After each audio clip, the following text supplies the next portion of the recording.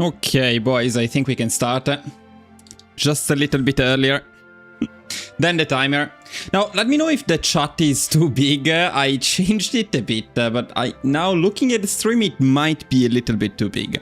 Hopefully, it's a bit easier to read what people are saying, but I hope it won't be too difficult to see the game itself. So, this is still the early access version of the game because it hasn't released yet. I don't think I have access to the official release before you guys do. And despite the fact that the DLC is shown as disabled here, it's actually enabled. So we have the DLC, though the version that releases in about 1 hour could be slightly different from this one. So it should have a few fixes that this one doesn't have. The background completely transparent because the thing is it was very difficult to read the chat. Let me see if I watch the stream. It's just like a little bit darker to make it easier to read the chat, but it shouldn't be annoying. In case, yes, I can change it. I have the settings open, so if you guys find it annoying, I'll change it. You can see here in the saves, Spearhead's bug. I sent this to Paradox to fix the bug, and hopefully it is fixed. It just says no. Yes, here we have various things, and I want to get into it quite quickly because there are 2 guides that I intend to cover tonight in the live stream, and here it's midnight, so it will be quite a late night stream for me. But I want to get it done, so I cannot take too long to discuss various things. But let's talk about a couple of them. So maybe we can start with the showcase. 1 second. Let me find it.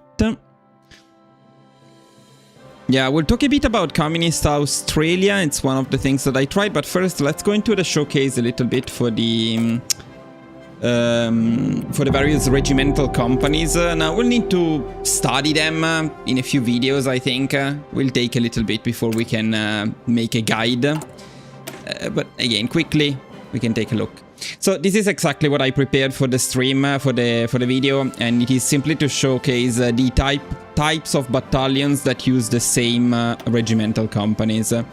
So we have everything unlocked here. I used, of course, console commands to unlock everything, all technologies, all other things. Now, the regimental companies don't actually require any new techs, as I was mentioning. So you simply unlock them with the regular techs, mostly with these ones, and then the further you go, the more buffs you get for them. They also added some buffs to, in this case we don't have them, to regimental companies through some of the doctrines. It's something I haven't fully studied yet, but here you can see, for example, how the heavy weapons... can you see it, or my head is on it? No, you probably can see it. The heavy weapons company gets plus 10% breakthrough and organization. Infantry guns get some soft attack. So some of the doctrines include them. I will need to update them over time. So let's take a look at what they do quickly. Infantry guns, I would assume it's going to quickly become a favorite of everyone and probably the default pick. Now, this is the equivalent of line artillery, or sorry, support artillery, but as a regimental company. So basically, you get soft attack from this one. You can see you can get a little bit of defense, you get some breakthrough, but you mainly get soft attack. So that's why it's going to be the best regimental company. Then, of course, later on, and this is the same exact thing that happens with support artillery and support rocket artillery. With the endgame techs, the rocket artillery version will be better. You can see it's exactly the same thing, but it offers better stats. Now, very importantly here we have the anti-air battery, which does give a decent amount of anti-air. Now, I'll try to show you this maybe during the run as SIAM as well, to show you without the boosted, to show you how they look without the boosted stats. But 22 air attack is quite a lot, and of course you have a potential of 5 slots for them, so that's quite a lot. Then of course you can add the anti-tank for hard attack and for some piercing, but mostly for hard attack. Then you have the heavy weapons company. Now this one is a lot more oriented on defense and breakthrough. As you can see, the soft attack is not as good. Now, defense is nice, but so you probably will use these on defensive templates. Though I must say, these are the endgame stats. They are not particularly good, but okay. And then we have the Motorized Heavy Weapons Company, which basically is a boosted version of the Heavy Weapons Company. It's a bit more expensive and it offers a bit better stats in general. Now, these are the companies that you get on all infantry battalions, regardless of the infantry battalion, and all of the motorized battalions. So there is mechanized, motorized, cavalry, and you get the same exact support companies. And also, you get the same exact support companies on all artillery battalions, so anti-air, anti-tank, artillery, and so on. Same options. Of course, guys, that's obvious, but you need to research rocket artillery, you need to research anti-tank, and so on to add them. But yeah, that's obvious. Alright, so what uses different support companies? Well, the motorized version of artillery, anti-tank, anti-air, and so on, and then armored battalions in general. And they get completely different ones. The only one that they have in common is the Motorized Heavy Weapons Company. So this is exactly the same one that we saw earlier. So one that gives you mostly extra defense. I don't see this as being particularly useful in this scenario, but we'll see. What could be interesting here is you can use a lot of tanks. And so actually it looks like a lot of things, but it's only two things. It's anti-air or tank destroyer. Except, of course, you have the light, the medium, the heavy, light, medium, and heavy. Now here we cannot really look at the stats because I didn't design them. And the stats will depend on the design that you're using. So if you use a very good SPAA design, then you can add it as a support company. You can get some armor. You can see that the armor can increase depending on the ones that you use. And again, these are the default ones. But especially, and this could be maybe the most interesting thing. So no SPG support. Probably would have been too broken. But guys, I want to point out something here. Speed does not matter on the support companies. Speed is irrelevant, and that's huge if you think about it. So like, for example, let's say that we go for let's say that we go for a fast template here. I should use sorry. Let me fix this mess. Let's try to make them all the same. Why am I slow? Ah, yeah. Okay. That makes sense. Okay, 12 kilometers per hour. Now, if we add... no, actually, speed matters. Sorry, never mind. Didn't test it properly. Yeah, okay, no, speed matters. So you still need to keep the same speed as the rest of the... I didn't use... To be fair, I didn't use much these ones because I haven't tested any countries that can make proper tanks. So I haven't tested them much. Anyways, you can add some tank destroyer stats without using tank destroyers in your template, and you can add SPAA without increasing the combat width and without increasing and without using battalions slots. So that's a good option, I think, and especially on armored templates, you will need to use one of these things. And I think the obvious choice, now I don't have a save, but the obvious choice is as Germany, for example. We don't usually have an anti-air slot, and we don't usually use a tank destroyer, but at this point, adding to one of the two rows of tanks that we will have, adding just one medium tank destroyer, well, that could be a very good idea. We get the piercing, we get the hard attack, we don't consume anything, and in any case, we couldn't have added any extra soft attack from these templates. So, that's very good. What else? Yes, another thing that is worth mentioning, guys, here, that is quite relevant, I think, is it's now no longer irrelevant how you design your template. So, how many battalions you put in each row. And that's because the amount of battalions, as I was mentioning in the premiere, the amount of battalions does not influence the stats on the support guy. You always get 20.4. So if I add, for example, another infantry, you always get 20.4 soft attack on the infantry guns. It doesn't change. But of course now, if you have a limited number of battalions available, let me create a new one. So say that we want to make an 18 with infantry, right? Yeah, okay, so doing something like this, doing something like this now doesn't make sense if you want to use regimental companies.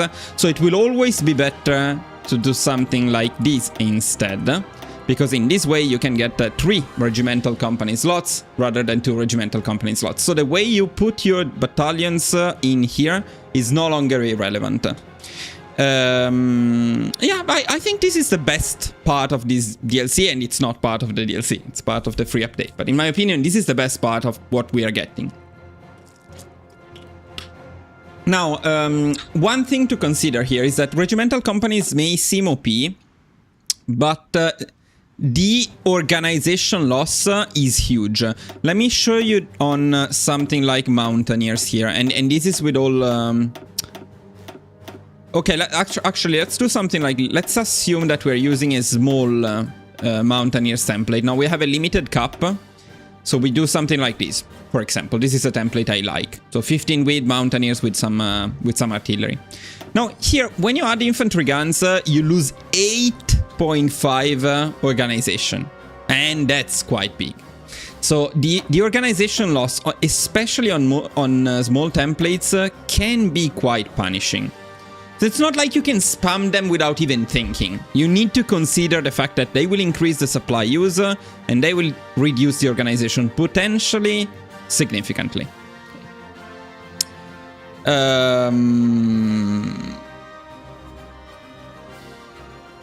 Okay, let me see if I missed anything that you said. No, I think I checked your comments, but I closed the chat by mistake. I also want to show you a couple more things, but then we will we'll be getting into SIAM. Because, yeah, this is not live in the game. It will be in 30 minutes, 40 minutes when it releases. It's not yet live, but soon. What else did I want to show you? Okay, let's take a look at the headquarters. Now, the headquarters are a DLC-only feature, so you don't have access to the headquarters if you don't buy the DLC.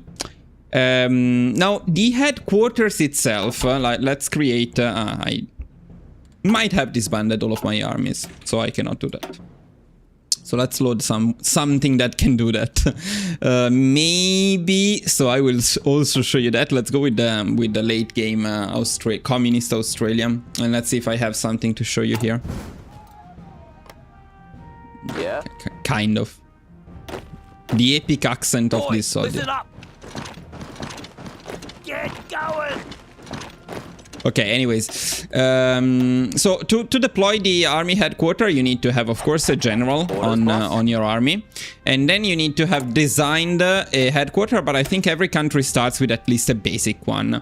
Then the headquarters works in this way. Now, it has some stats because it's actually a unit that is on the ground. So you can foresee in the future a headquarters only world conquest. It is, it's coming. But... the maximum combat width is 8, as far as I know. I don't think using tanks changes it. No, yeah, you can only have a combat width of 8. Doesn't matter what you use. What changes by adding extra battalions in here is the stats that the unit itself gets. Okay, so for example, the basic one that you usually get is something like this, just like one infantry unit which has very bad stats, and then you can add a couple more infantry units by clicking here. There isn't much design to do. It's just infantry units, or if you want to use armored or motorized, you can do that as well. But the stats on this unit in particular will never be particularly good, right? Because it's 8 width only. This is not meant to fight. You can do a world conquest with them, but it's not meant to fight. So the only reason to use headquarters, and probably you could go with the cheapest one, but this doesn't really make it much more expensive. So the main reason to use headquarters is for the passive buffs that they give to the entire army they are assigned to. And you can see them here. Now, these buffs mostly depend on what you pick down here. And down here you have several battalion-like things. I would call them more like support companies, but yeah. Which depend on the technologies you have unlocked. So let's remove them for now so I can show you what they do. Then maybe it's better to do this as Germany, but later on. So you have the basic one, which just increases the leader skill bonuses by 20%. This is currently a little bit bugged.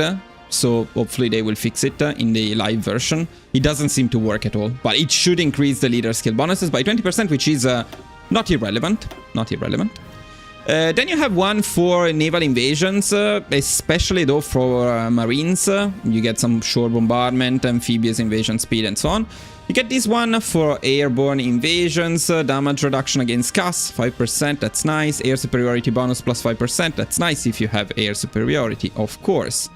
Then you get the special operations coordination. This is probably my favorite. Extra special forces attack 5%, and then the non-combat out of supplies minus 10%. Then you get the engineer stuff, which is a bit underwhelming, in my opinion. So you get less damage from forts, which could be useful. Invasion defense plus 5%, not super good. And then you get the reconnaissance stuff, which gives reconnaissance, which is useless. And then terrain trades XP gain 20%, which is not bad. Which is not bad. Yeah, these ones, I would say a solid choice. By default, if you use special forces and have air superiority, this would be a very solid series of options that you have. Then maybe this one for the terrain gain, or I don't know, it depends. So let's say that we go for the engineer stuff, because then once we deploy our general, which requires command power. So you can have various templates, by the way, depending on what you plan to use them for. So you can make one for special forces, one for naval invasions, and so on, and then you use the template that you like the most. So let's say that we go with this one. Now it takes usually about 1 day for him to come down, and you will see that in 1 day, there we go. So in 1 day we have an extra unit here, which is attached to this army. And it also has training, and it always starts without training, so you always need to train it. And you can use it like normally. You can micro it, you can move it around, and so on. You can fight with it. The problem is that when fighting, there is a chance that your general gets captured, and that chance is 100% if he gets encircled and killed. At that point, he's definitely going to get captured. Now, this is usually not a problem. Not the best showcase maybe here, but by default, this guy tends to stay in the back, not too close to the infantry, not in the main battle. So it's usually fine. Boy, listen up. What is the problem with this guy, though? Because why is my... Yeah, whatever. In any case, when you assign them, you also get some extra special abilities depending on how you designed your headquarters. And well, okay. Here is, by the way, here is where you choose, you know, how close to the army you want him to be. So he will be on the front line, or a bit closer, or medium distance far, or completely free, so you can micro him entirely. What is the range for the headquarters? That's actually a good question. I don't know what the range exactly is, because I never had that. In theory it should show it here, but it doesn't show it in my case, because we don't have a proper front line. So this is maybe not the best example, but we will see it later in the live stream as SIAM. So it's probably a better showcase. Okay, guys. By the way, Communist Australia.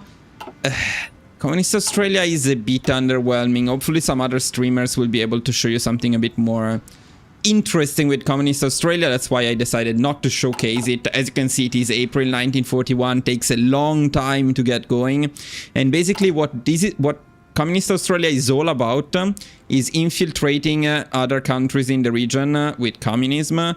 Then you trigger a revolution in those countries. Then you send volunteers to help them win the revolution. And if you do win the revolution, like we did here in New Zealand, they become communist and they join your faction, the Commonwealth, which is a very dumb name.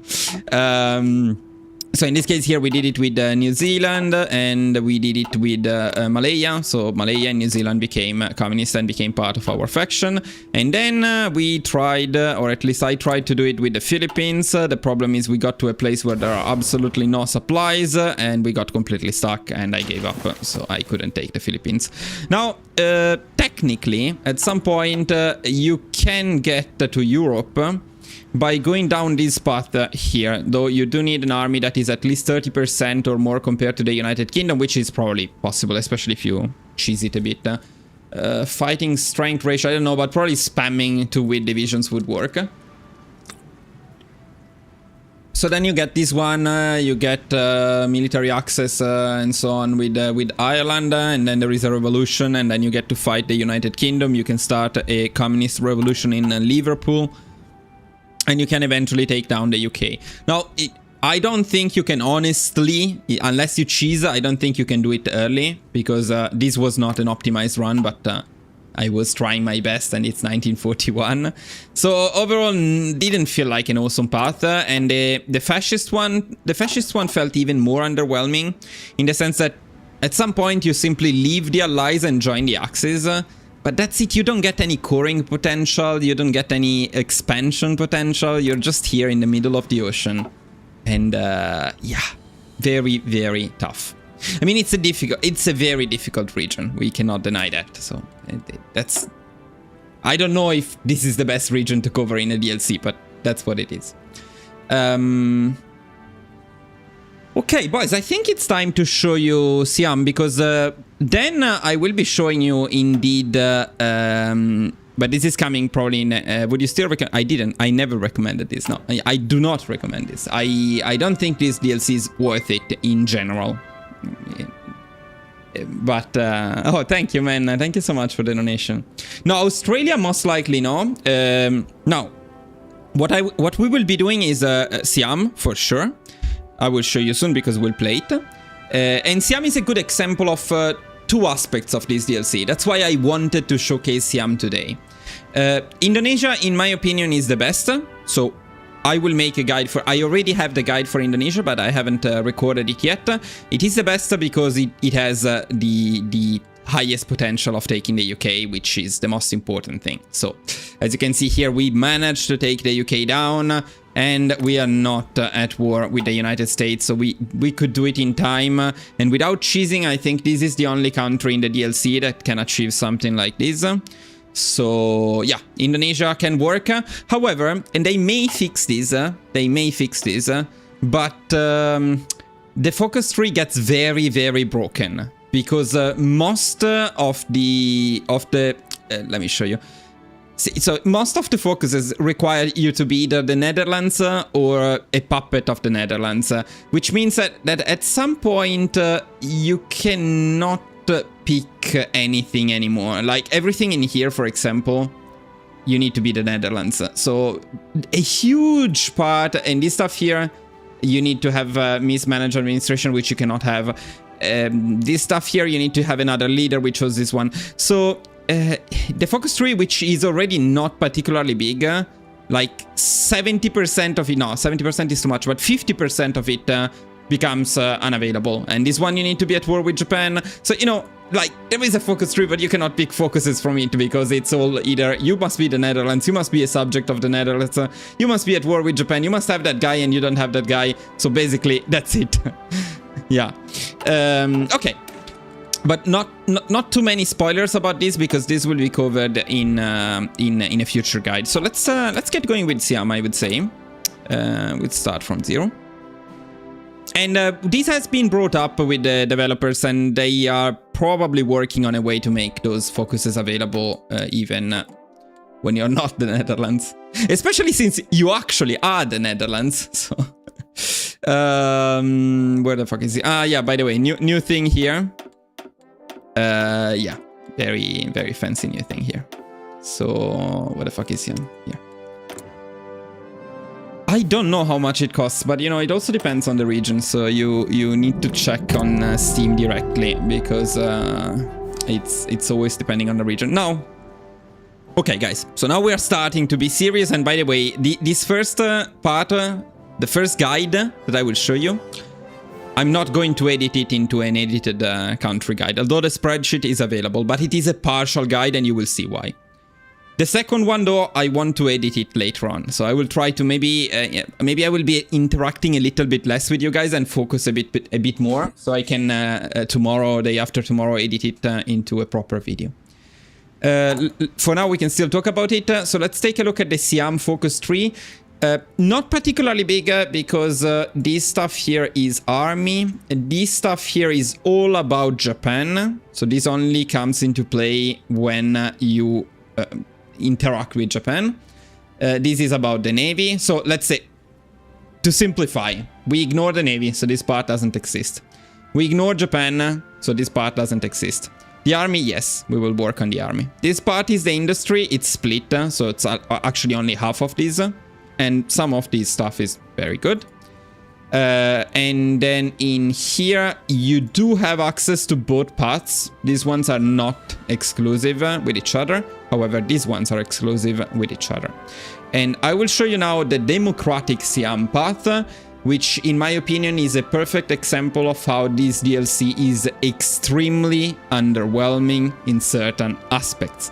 Then I will show you the fascist SIAM path, which will show some of the best ideas that are in this DLC, despite, in my opinion, still being underwhelming. Oh, by the way, guys, one thing we didn't talk about, the Special Forces doctrines, although I will be showing the Special Forces doctrines in the guides, especially in the fascist SIAM one, so we can talk about it.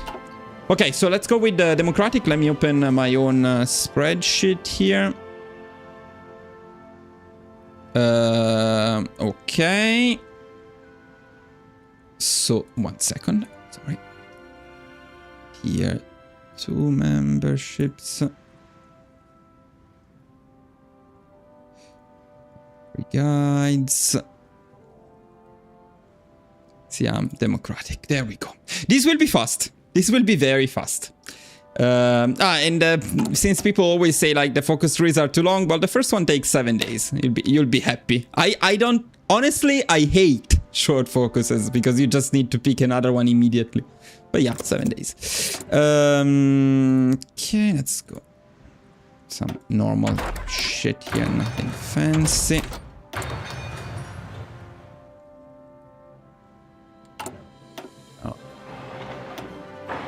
Influensives. Somebody's looking at this spreadsheet already. You're here. I can see you. Okay. Yeah, actually, sorry, I will not rename it after tier 4 members of the channel because they will not end up well. I don't think it would be proper to do so. So I will train them. Then we go, yeah, all in on infantry equip. And we just make some convoys, we just fix some trade, and that would be it. This is a very short run, huh? You will see, you will see. D start. Okay, let's go. And okay, next thing at 150 political power.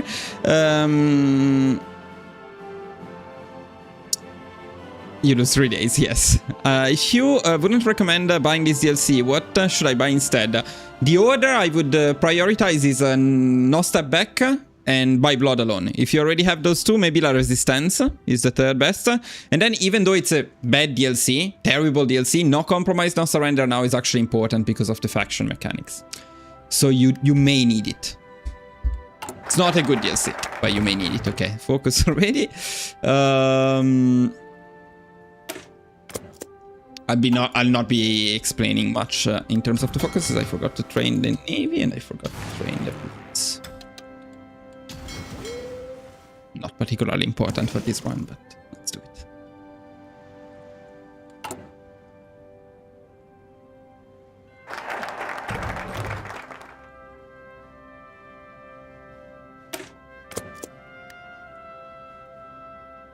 So, as SIAM, this is worth mentioning now, so later on when we go for the fascist one, I can avoid mentioning it too much. SIAM is all about balancing these two factions, the civilian faction and the military faction. It's a bit like Japan. The thing I like the least about the Japanese tree, it's here again.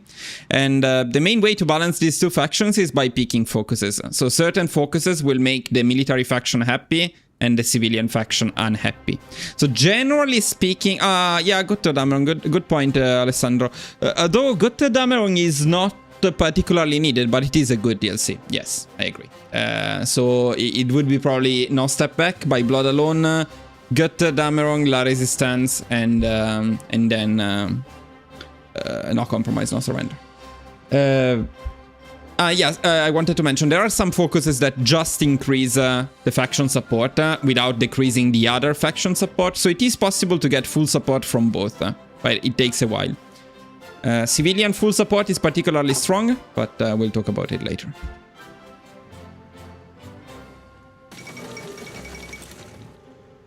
True, La Resistance is quite important for that too, and the spies are useful. That's very true. Regimental companies are free, and the HQ units are not free. That's correct.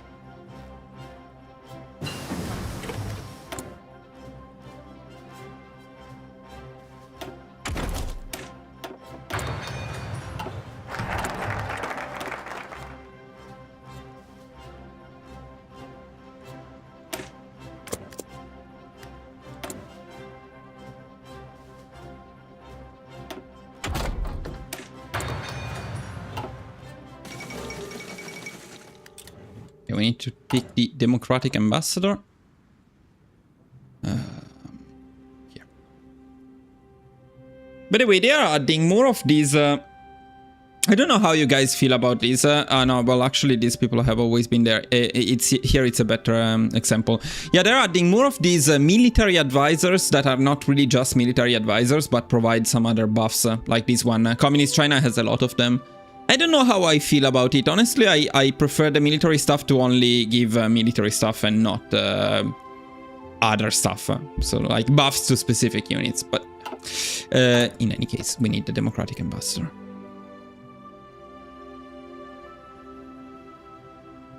Here. Next, we're going to pick Army of Fans at 50. So let's get ready for that.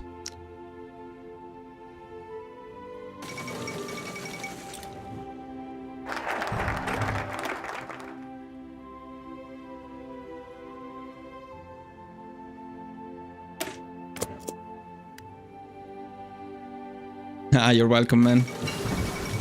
What happens if, to the focus if the Netherlands moves their government to the Pacific and takes over? In the case of Indonesia, I don't know. I usually take over the Netherlands, not the other way around.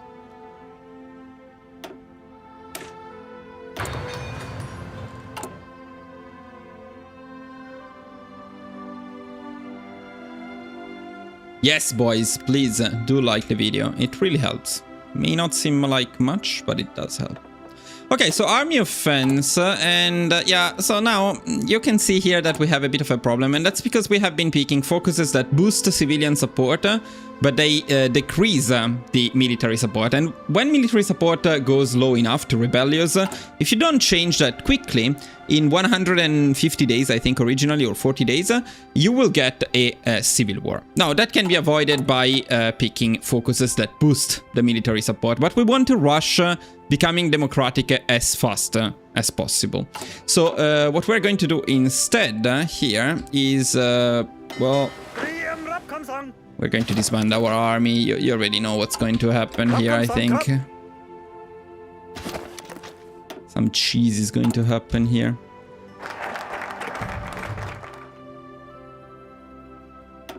Meanwhile, we spam democratic-oriented focuses, and we just completely ignore the civil war thing. I agree, democratic countries are boring, but this one gets to a whole new level, so that's what I want to show you. This is the example of what doesn't work in this DLC, okay? This one is what does not work in this DLC, and I want to showcase it as well.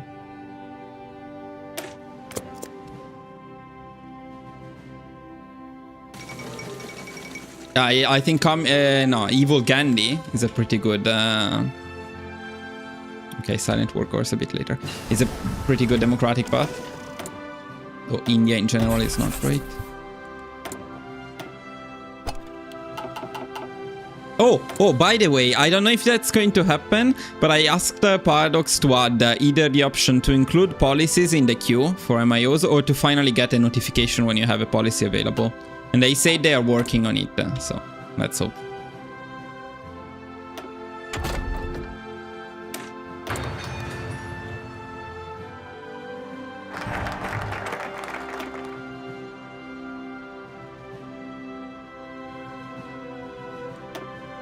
second, I messed up. Civil nationals. So, for example, now we're picking a 35-day focus that increases the democracy popularity, which will help us later on. But if we didn't want the civil war, we could have picked this one and avoided the civil war. Though I don't want to pick this one, because I want to speed up as much as possible becoming democratic.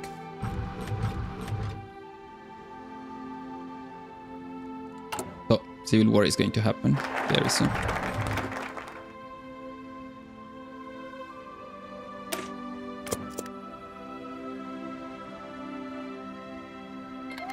There we go. Civil war. So, civil war, what do you do in a civil war? You create spam cavalry.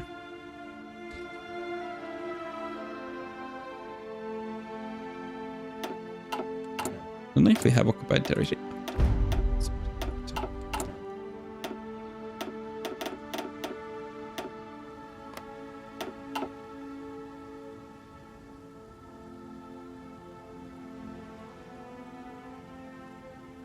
Okay, now we want to pick the silent workers in just a bit, like right now.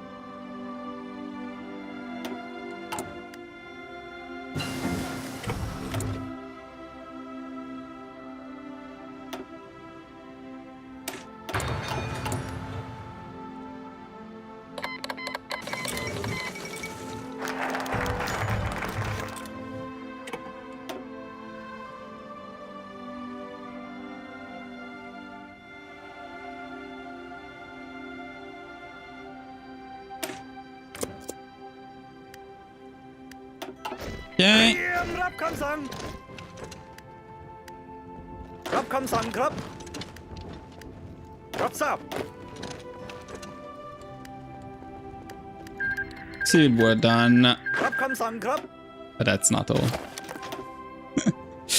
Okay. We can improve worker conditions in a bit.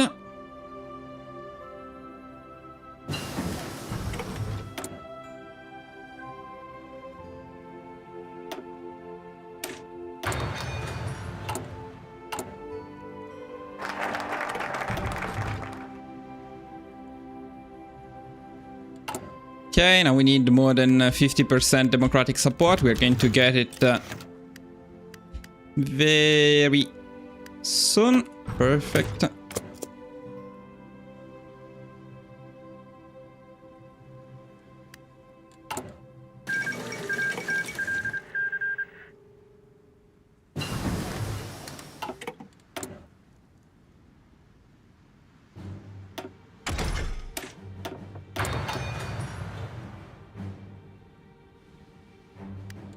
So guys, guess what's going to happen when this focus ends?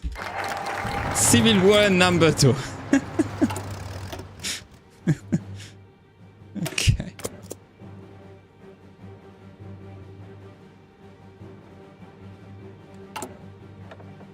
We can pick a relief of command and we can choose another civil war. This one is a bit more difficult to choose because there are 2 fronts.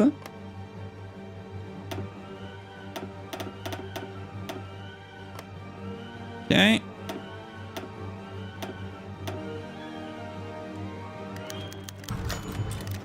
Yeah, we completely ignore the mechanics of the Civil War, like completely. Of course. But this is interesting because you will see it will showcase perfectly the issue with many of the paths in this DLC, if not all of the paths in this DLC. พร้อมเคลื่อนที่ พร้อม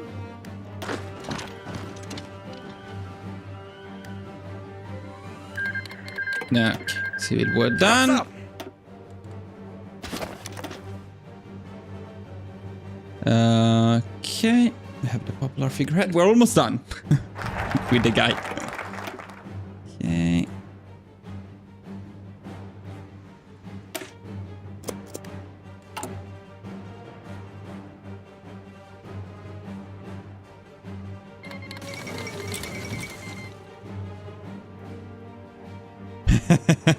And originally it was 3, but now I reduced it to 2.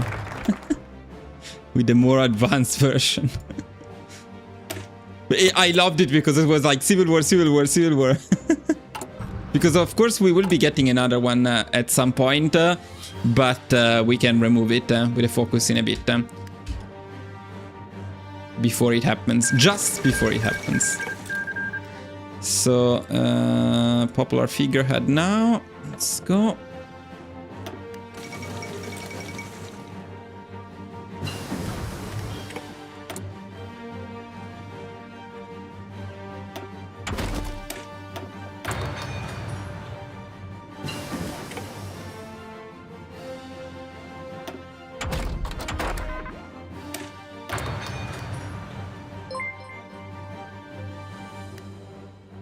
Yo man, member for 5 months is awesome, by the way. Thank you so much. Only bought the season pass for the Worship of the Pacific. Probably not. Probably. I will admit probably not, but if you're into that, it's definitely worth it. Okay, now we're going to pick a anti-fascist raids, and then on picking rebuild. Okay, one more focus for now, nothing.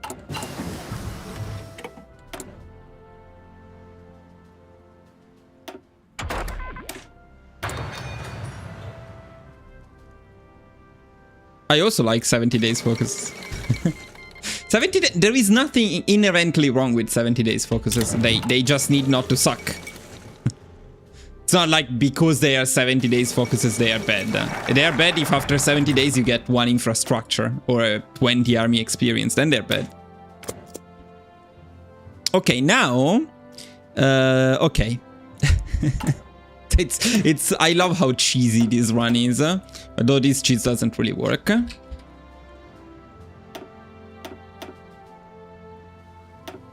Yeah, let's make them a unicorn. This is not a unicorn.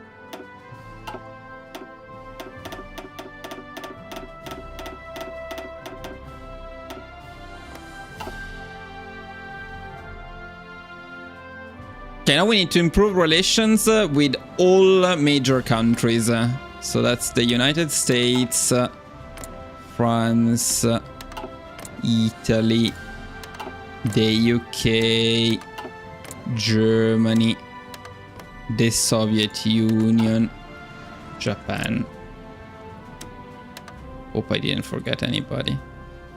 USA, UK, France, Italy, Germany, USSR, Japan. Should be everybody, right?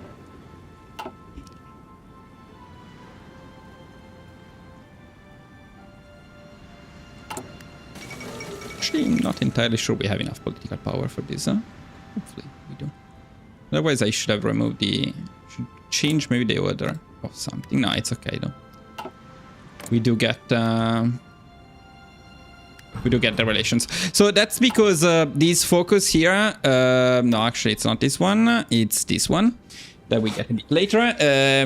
We will get 4% stability for every major country that has more than 75 opinion of us, which is a huge stability boost. It's quite insane.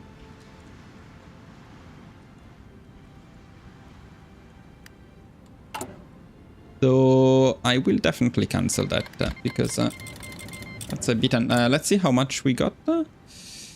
No, it's actually perfect. We get exactly to 100. Look at that. Look at how perfectly I managed that. We do need to remain at 75 plus by the time we finish this, but it should be fine. No, I don't think it is a major. I mean, it's considered a major in the war, but being a major in the war and being a major country, I don't think it's the same thing. So the majors should only be the starting major countries.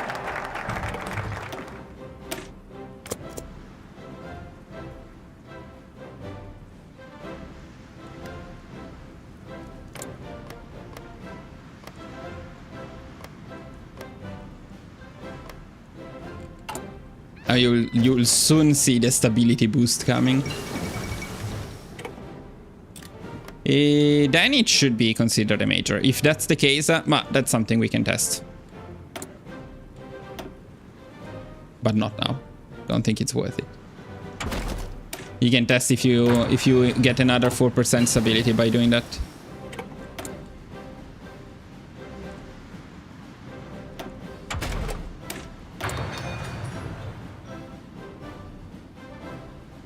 The spearheads are still broken in my build, but they should be fixed in the build that is going to release soon. Maybe now.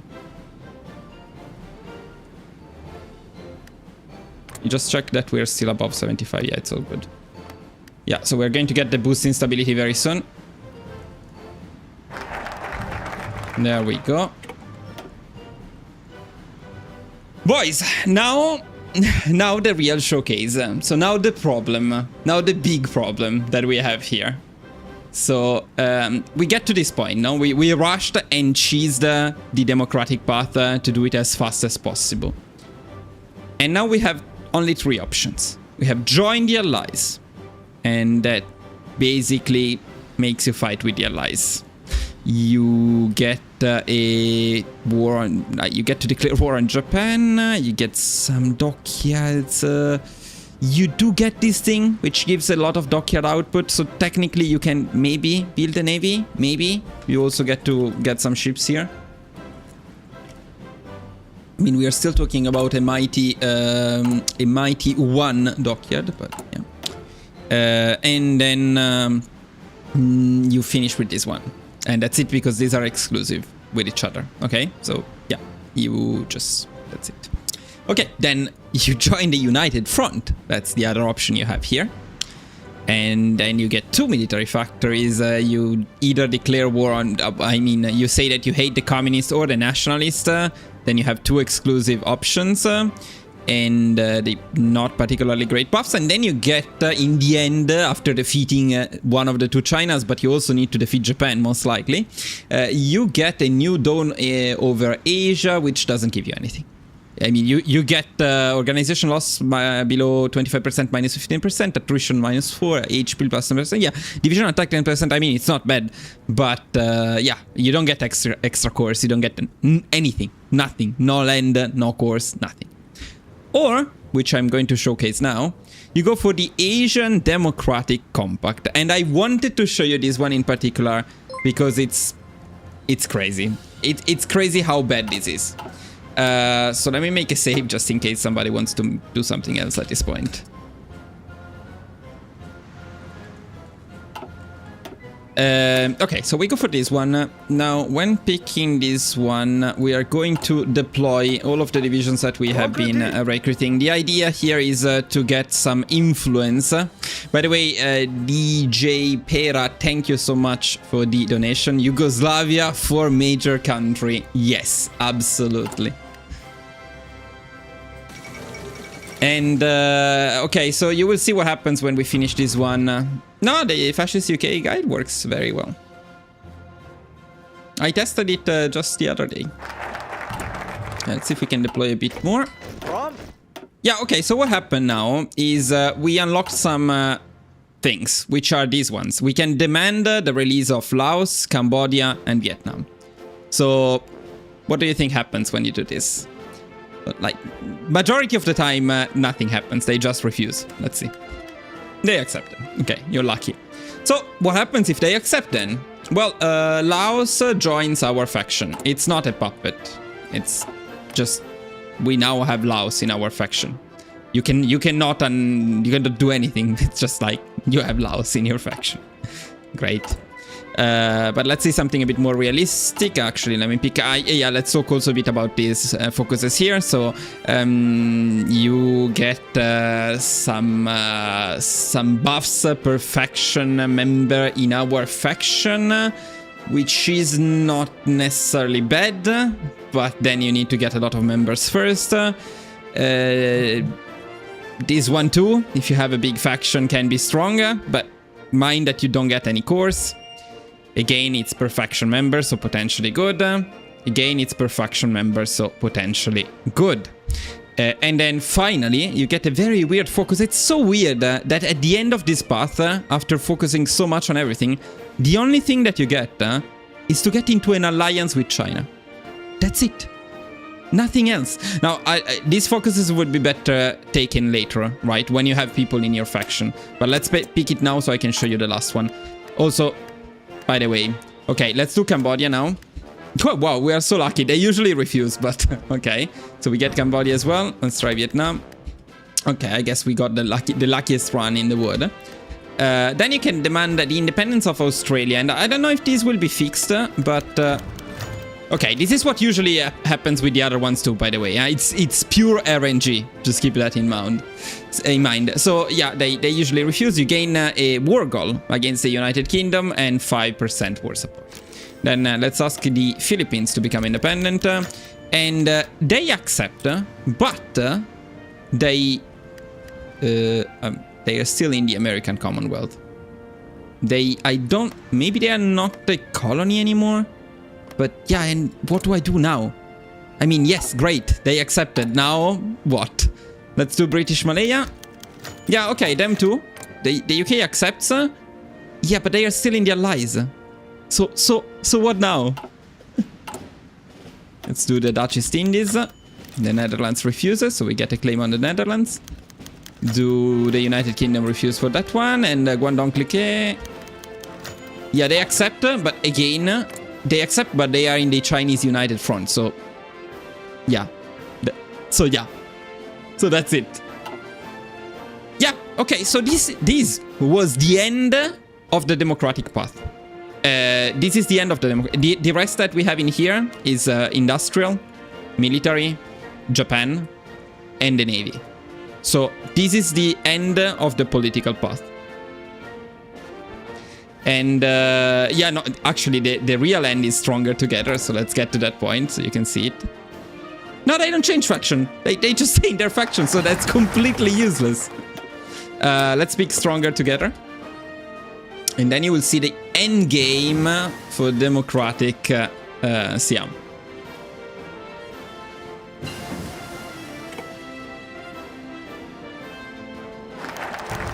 Yes, China accepts, and yeah, so now China is in our faction, and we can join them in the war against Japan. So I guess this is the play. Though it is true that at this point you have many people in your faction, so once you complete these additional focuses, you get big buffs.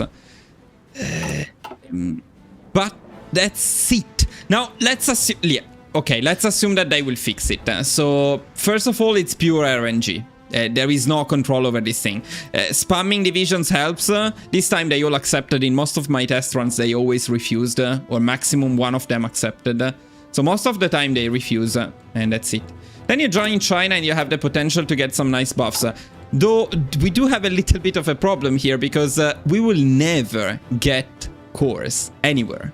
There is no coring potential. There is nothing that gives us cores in here. And the only thing that you see highlighted in here doesn't give us cores, and it's the path that we didn't choose. But in any case, it wouldn't give you any cores. So what do you do if you cannot get cores? There is a way to make this work as democratic SIAM, and not only democratic SIAM, which is this particular thing here. When the civilian wing is in full support, you get daily compliance gain plus 0.1%. Which is huge, so you can get very high compliance. So this is maybe the way to play it. So at this point, you would join China, help China against Japan. Can you see how this is basically a much worse version of any warlord, or even China? Like, if we were playing as a warlord, like in my recent guide, at this point we would have united China and kicked Japan, and we would have about 170... 150 factories, but we have 14.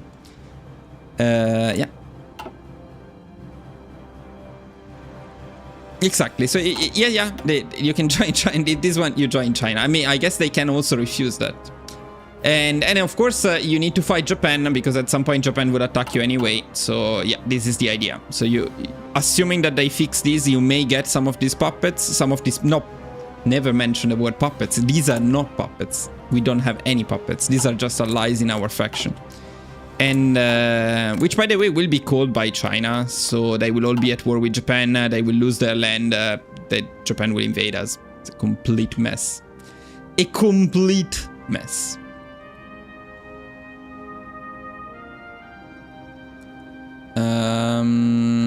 Okay, guys, let me just check very quickly a couple of things. And then we move on to the actual guide. It's time to work for it. So this was democratic. I present you democratic SIAM.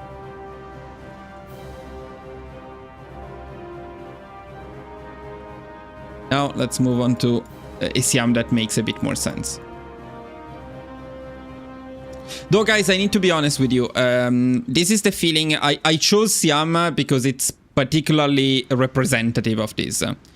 But it's possibly the worst path. But I had this feeling. I had this feeling with other paths as well. I had this feeling with Fascist Australia.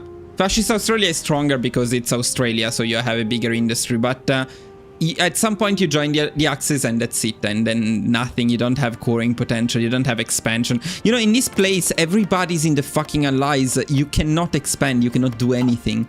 You cannot go anywhere. So again, I will show you the guide for the Dutch East Indies. You become the Netherlands and then you can take the UK. So that's one way of making something meaningful. And now I want to show you Fascist SIAM. Because Fascist SIAM... Meanwhile, let's make a GG. Save. Fascist SIAM makes a bit more sense. Now, the question is, should we play Fascist SIAM on the live version of the game? Because I think now the game is out. So I could probably switch to the live version. Maybe let me do that very quickly, boys. Let me do that very quickly. May break the guide, but it's probably better to have the guide on the live version than on this one. And we can check spearheads. So I'll do that.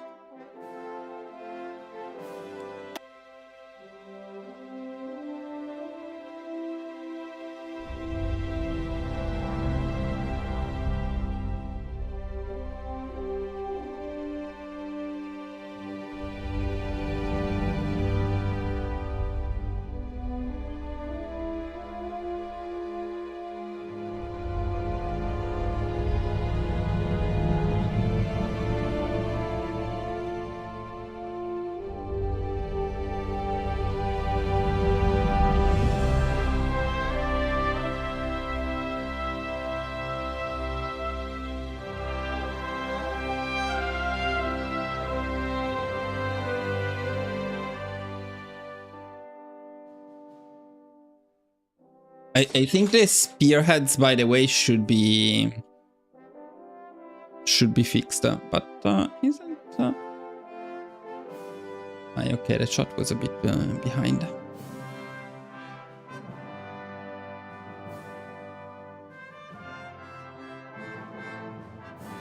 Yeah, I was looking at the chat and not at the game. Okay, why is it still not enabled? Oh, that's a bit odd. Okay, let's not do this now.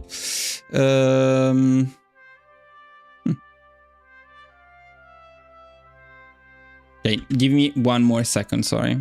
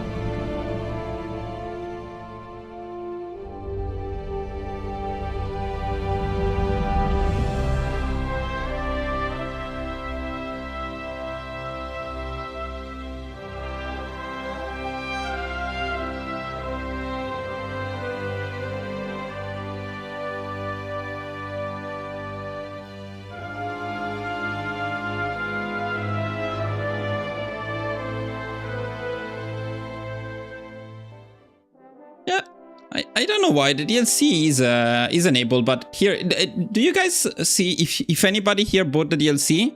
Does it show it as enabled in your game down here or not? I don't know why on It's it was the same in the early access, in the closed beta version, but I thought it was the closed beta. In any case, the DLC seems to be... It's definitely enabled. Okay, everything is broken, which is awesome. Let's go to SIAM. Ah, it's not. Ah, okay, so it's just... Okay. That's a great start, by the way, when not even the icon of the DLC works. You know you have a problem. No, it is for you. What do you mean?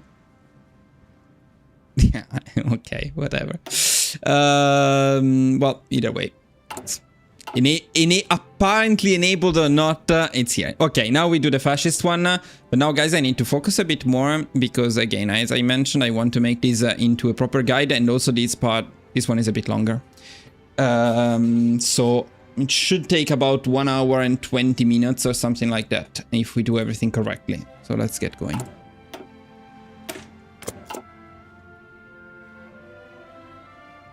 And now I will show you special forces as well.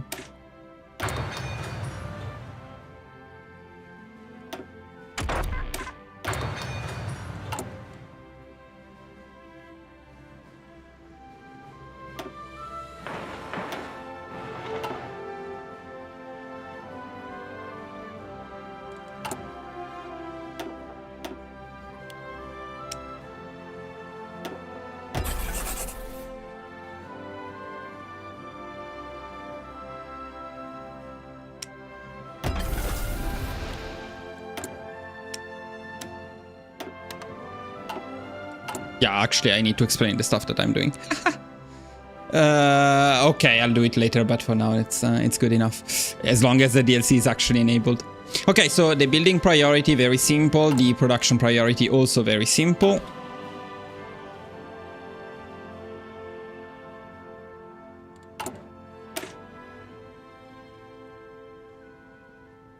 Dr. Hoops, you get our inf for the day.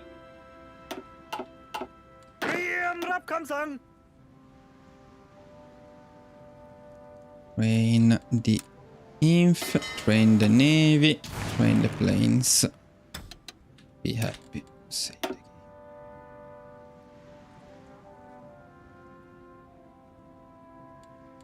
Okay. Next step, army offense.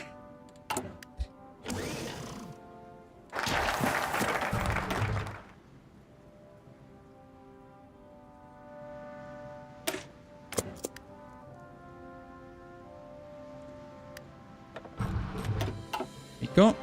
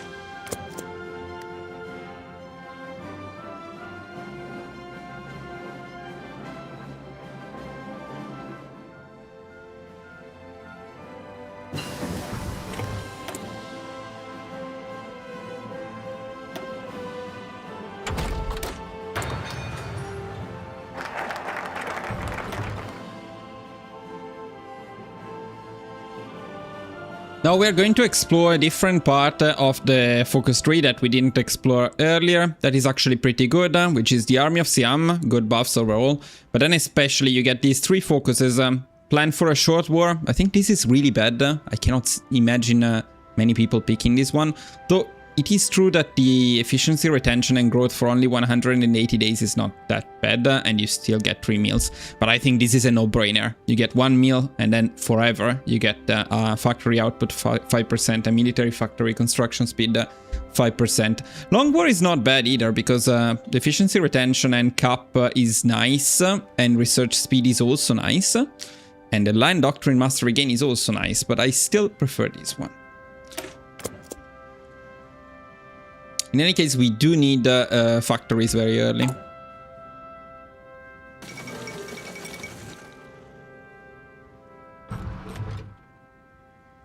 So at 127 political power, we'll pick the silent workforce. But first I go intermediate war.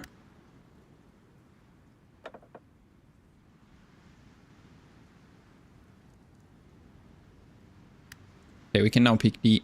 What is it? We can now pick the silent workforce.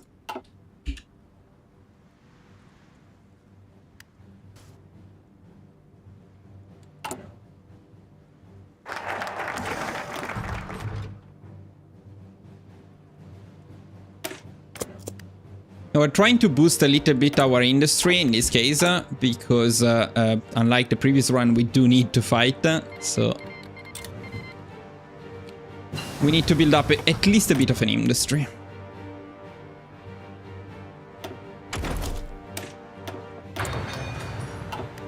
And we are optimizing a few things, at least.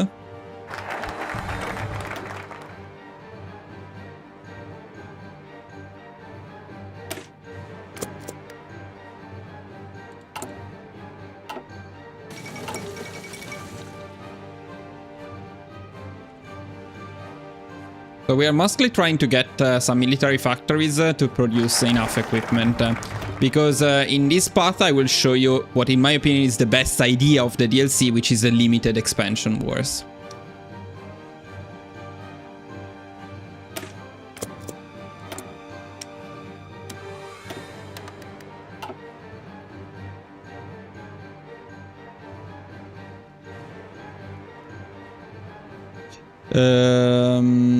Live in normal EU hours, yeah, that's bad for me, man. It's like getting to 2 AM. At least I can protect my Discord while I'm here. No, last night we had some issues on Discord. What makes this worse is not getting more cores, because you can't really make a good army to fight a major ally. The moment you lose your army, the game is over for you. It's mostly the fact that I don't need every country to get a large amount of cores. I don't need every country to be Roman of Poland, but getting nothing as SIAM is also problematic. Now, this path as SIAM can get cores, but it's also extremely annoying, and it shouldn't be. You should definitely have cores on the rest of the region much more easily than you do. But yeah, you will see in a bit, because this path I will show a bit more. This path is actually fun. At least this path is fun. Which in the end, even though it's not as powerful, it's maybe what matters the most, right? That it is fun.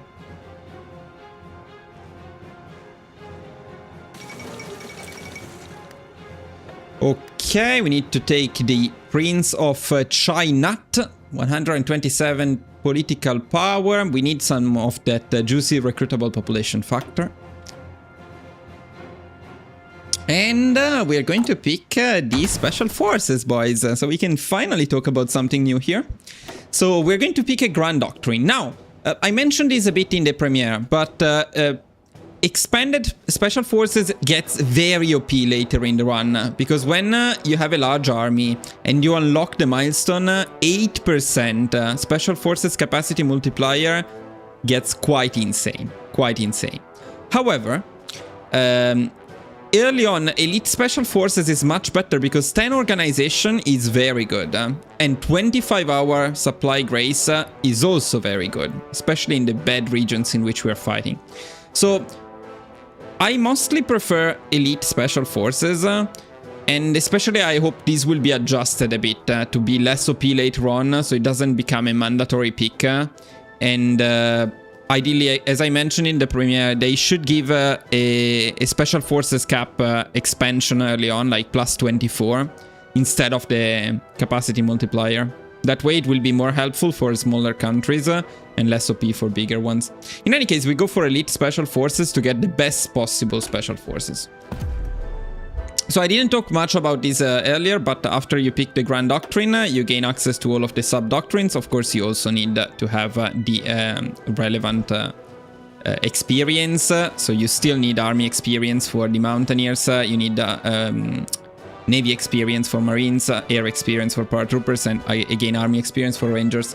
However, you only need 60 because after you pick one, then you don't need Army experience anymore, and instead you will get mastery perks like all other doctrines. And now it's fairly balanced.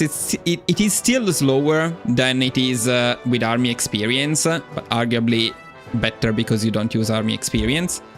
However, consider, and you will see it later, consider that this is 10 times what it was originally, so the mastery that we will be gaining. And the perks used to be 100 master. You can see it in the developer diary too. It was 100 master each.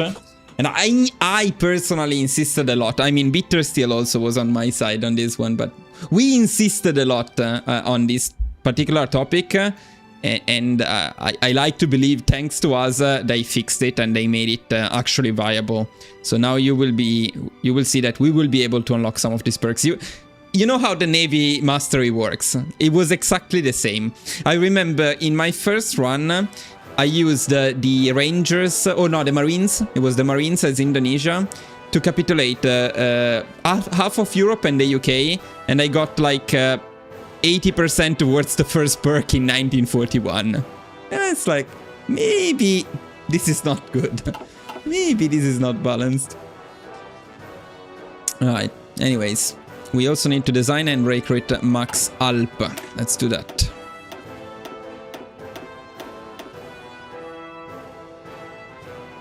I need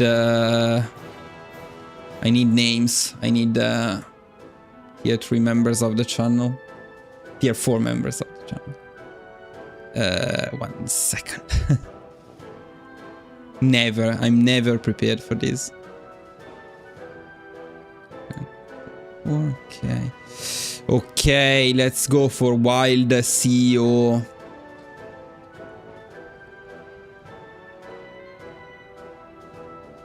Alp Elite, save.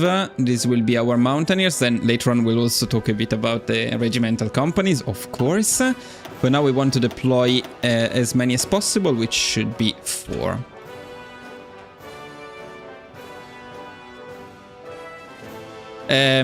Yes, one more thing to mention about this thing here is that I insisted to add the Special Forces Cap contribution reduction with the instant bonus because it used to be very late in the tree. So that was also pretty bad. Okay, next we want a fascist agitator. For a while we're fine. Absolutely agree, but it should become a core mechanic of the game, I think. Not just added to some countries. This is I cannot reveal that much, but it's looking promising for the future. Let's put it that way. Especially if you guys keep asking for it. The community has been asking for this, so I think there are good chances that we will see that at some point.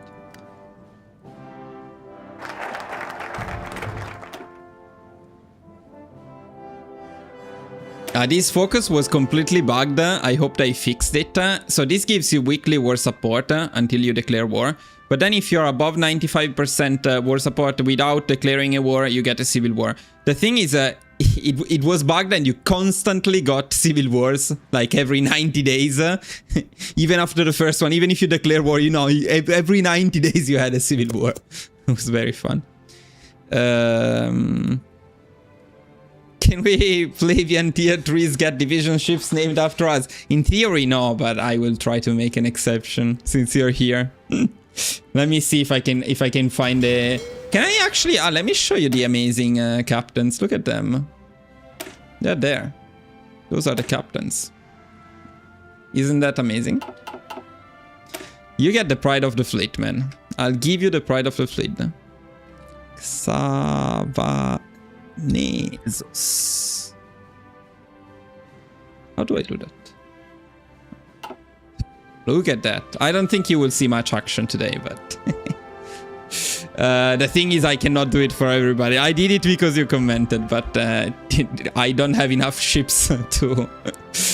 Luckily, because you guys are supporting the channel, I don't have enough ships for all of you. Okay, let's go.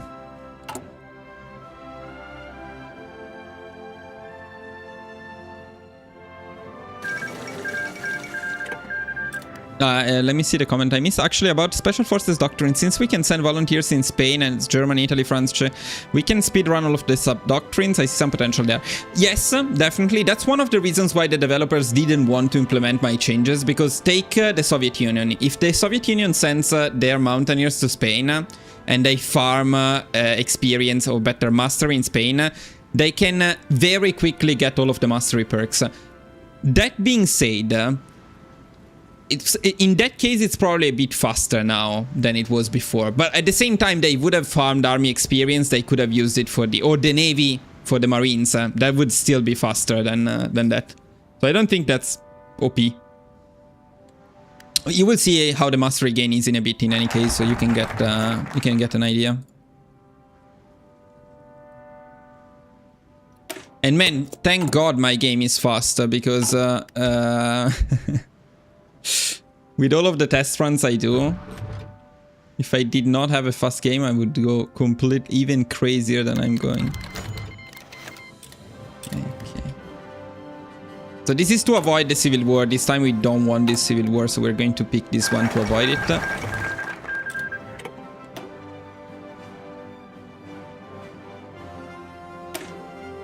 So this is a much smoother transition to fascism. But we do need the fascist agitator. If I can find him.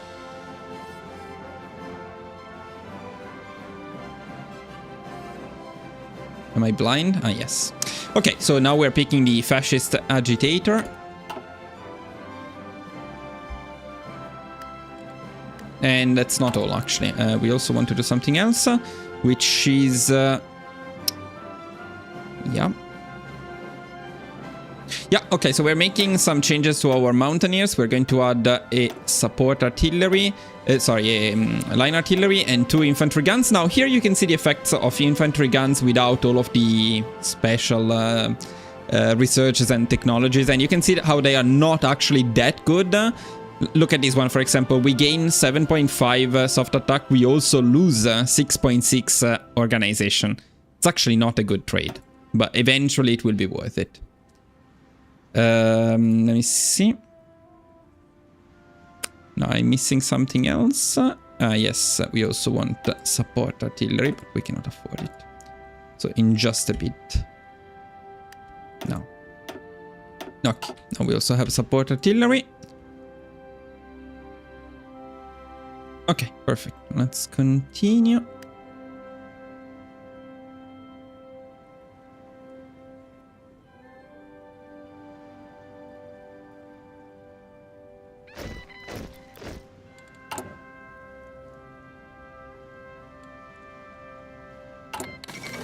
Okay, we're going to deploy them and we're going to start training them as soon as possible. So we're going to do that now. We're going to constantly train them.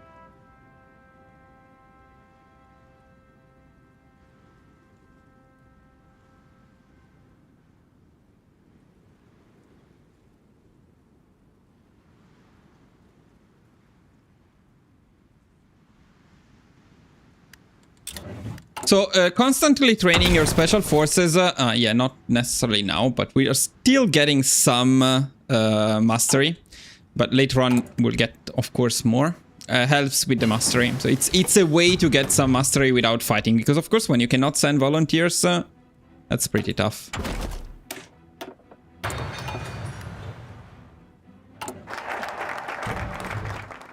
And we're fascist. Look at that. We got our new leader, so this was a smooth transition to fascism.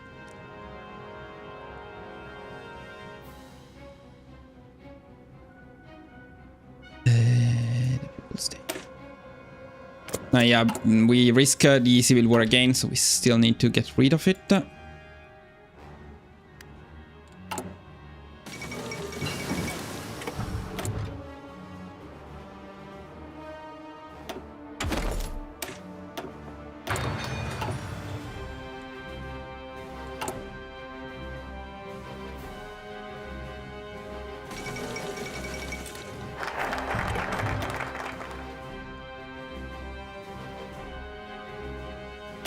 And we need some more military factories here.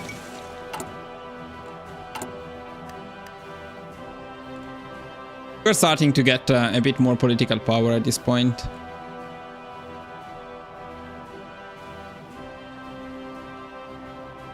Now we're going to use the political power to pick the Commando Expert, which increases our Special Forces cap and attack.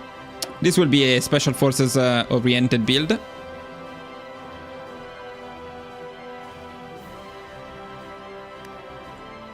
Now we actually need a bit more army experience.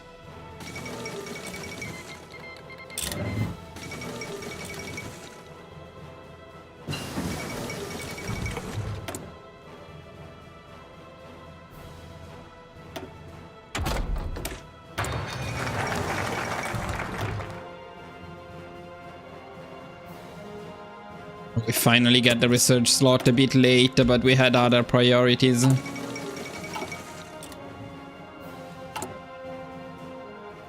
Speaking of priorities, the next one is to finally pick the Special Forces doctrine. So now we are going to choose between two of them. We'll be talking about this in a dedicated video. I already made a document, but I need to update it a bit because I made some changes since I made the document. Either way, it's a bit tricky, and it's going to be a bit tricky for Mountaineers because now the Mountaineer version of the Mountaineers actually gets the artillery buff. So line artillery buff. While the Snow version of the Mountaineers gets the combat weight reduction. In my opinion, the Snow version is generally better, because the combat weight reduction is generally better. You also get the... you generally get better buffs in here, and you get another minus 25 Special Forces cap contribution very quickly. They will need to change it. So they will need to put this one later on, otherwise it's too OP to get 50% reduction, especially if you go expanded Special Forces. So this stuff will change, so maybe the guide will not come right away because they will need to balance this out. In any case, for today, since we have a very limited industry, we actually go for Elevate the Mountaineers for the artillery buff, because we can use that a bit more, and also we plan to fight in the mountains a bit more, so I go Elevate the Mountaineers. So now we want to recruit again the max amount of Mountaineers. It's going to be 2 of them.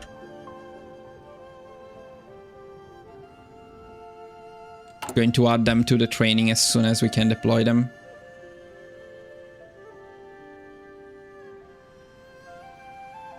And by the way, in terms of trade, we want to ignore small trades deficits because we really don't have factories. So just using one more for trading would be bad right now. Okay, let's deploy them. Put them in here. Now you can see the mastery. Now I can show you the mastery gain. And this is by training them only. It's not terrible. You know, in 9 months, probably it will be a bit faster. We can get the first perk. Still a bit slow, but not terrible considering we are just training.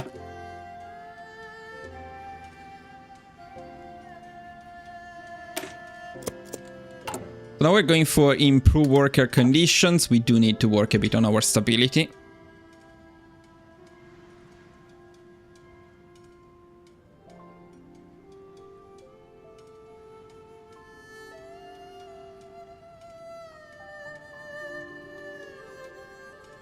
Let me make just a very small change here. Okay.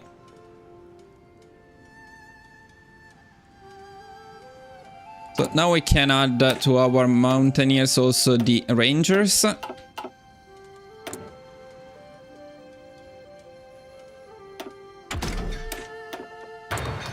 Though in the spreadsheet I changed it so that we add to the Mountaineers the artillery as well now. That way we can deploy them a bit earlier. We can pick the Special Forces doctrines a bit earlier. I think it's better. Now we also want some support equipment.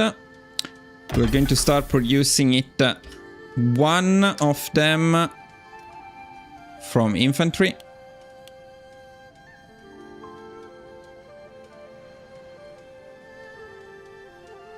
Okay, now the next thing we're going to do is we're going to pick our best general here. It's going to be this guy.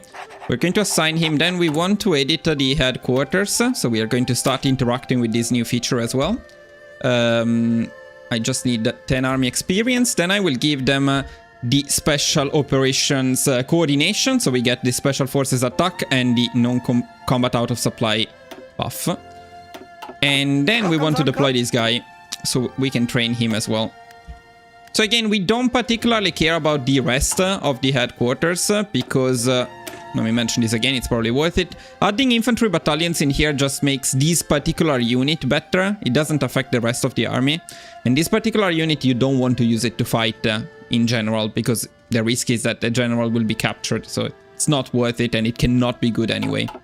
But just for fun, but you don't really need to fight with it.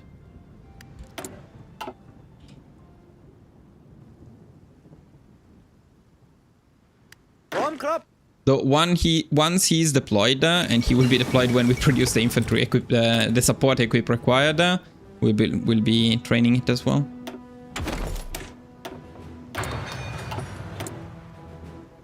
Let me talk about another thing that we saved in early access. So originally they made it so that you could not use any of the abilities unless you had the headquarters deployed, only for the DLC. So if you didn't have the DLC, you could use the abilities, but with the DLC suddenly you wouldn't be able to use the abilities anymore. Now the basic ones are always available, and only the headquarters specific ones are not available if you don't have the deployed headquarters, which makes a lot more sense. Okay, let's continue. Pad Thai! Yes! The most important focus. But actually, we're not picking it. Not now.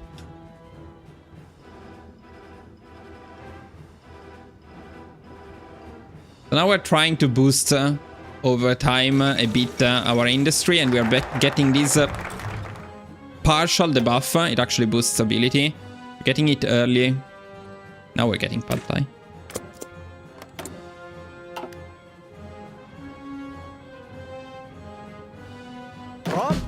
By the way, our dude is deployed, yeah. Okay, he's training as well. Let's take a look at the mastery. By training all of this time, we are getting closer to the first perk. Pad Thai is awesome. Pad Thai. Now, with Pad Thai, we have enough stuff to pick war economy. The timing is also right. So we go for war economy.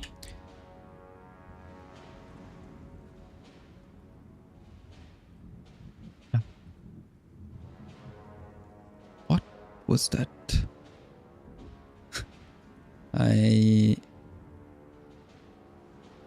Okay, this one, yeah.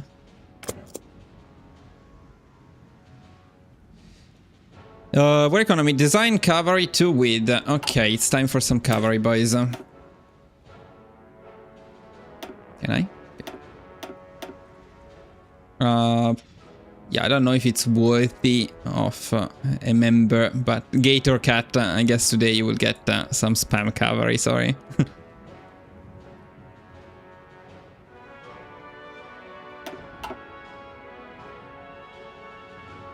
We're going to recruit 12 of them. No, that's way too many. By the way, it's probably worth mentioning it now. Let me just do one more. No, yeah, not time. Not time yet. Okay, so soon we're going to do the border limited war against France. You could do it earlier. If you want to cheese it entirely, you just spam a lot of this cavalry earlier instead of making the mountaineers, and you take this land earlier. Though, if eventually they realize that this land should be cored already, or at least the moment you take it, then it would be worth it. Like right now it's not that worth it. Still probably a bit more optimal though. Okay, then we also want to duplicate inf. We're going to create def. I think there was a new member of the channel. Let me... Okay, X-Yoke Dici. It's a bit difficult, your name. X-Yoke. You will be X-Yoke. X-Yoke. Okay, we'll get our def. And def, we want it to be 12 with... Okay.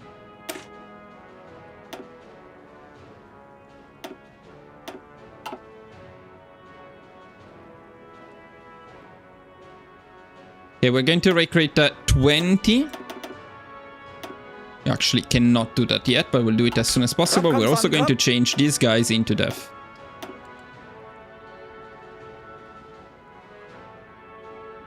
We want to train them as soon as possible. And the other thing we're going to do very quickly is pick the Thai rice company.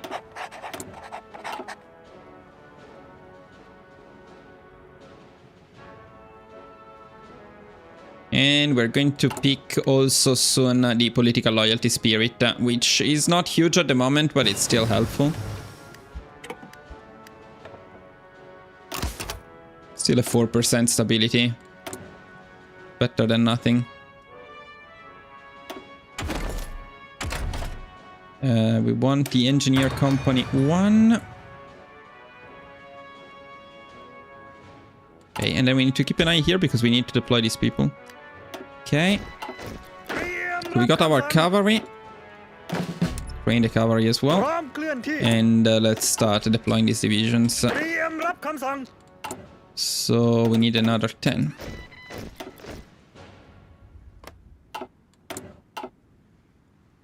Almost time for some action.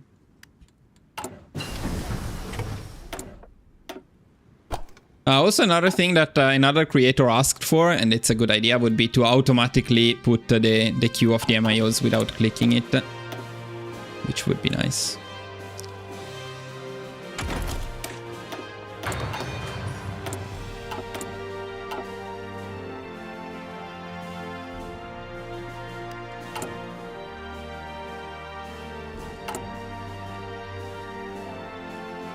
No, we have issues with everything. Our industry is small, manpower is small, civilian factories, stability, everything is bad. We'll get a bit better.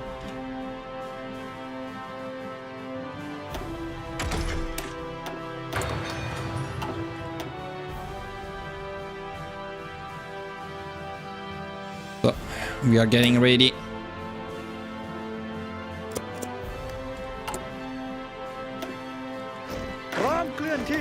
Oh, these guys stopped training.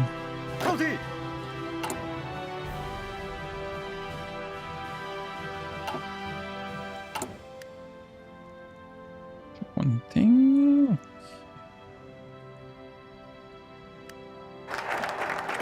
Okay, boys. Probably better to make a save now because we are starting our limited wars. So the limited wars are these two focuses here. Everything else in here is actually not related to that.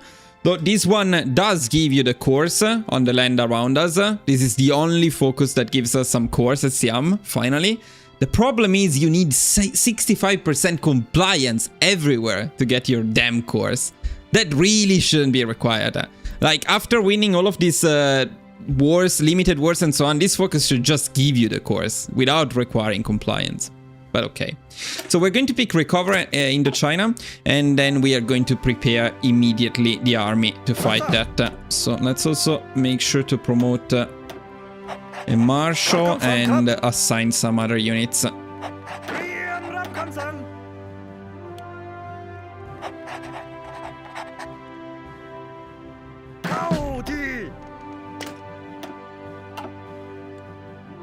Okay, so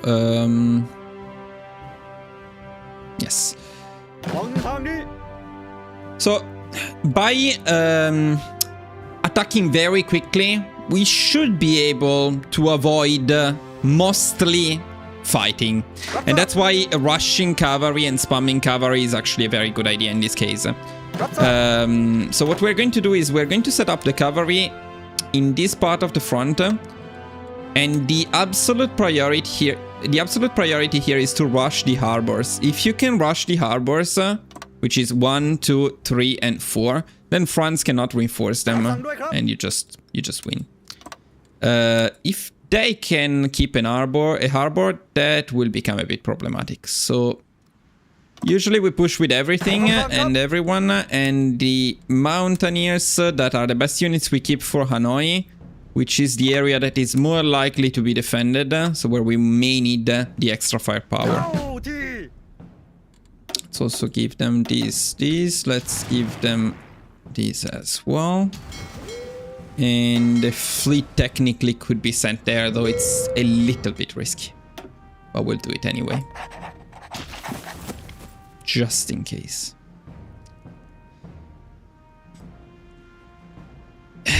I don't know, man. The problem here is this is not a realistic game. And if you make so I would, what I think is they should have realistic paths for every country.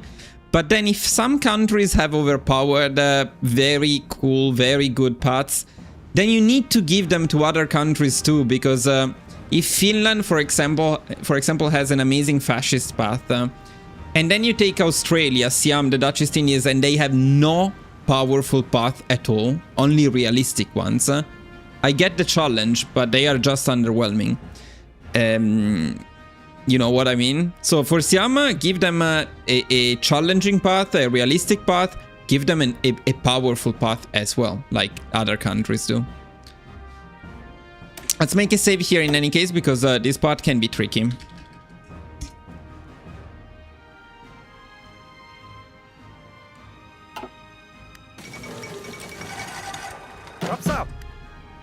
So pretty soon we are going to stop training.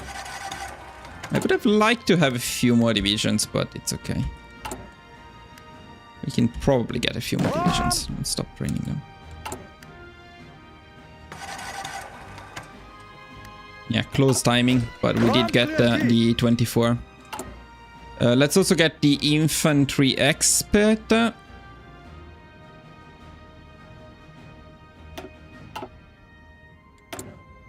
And let's fix trade. I mean, actually add that to the guide, because that's something otherwise we will forget.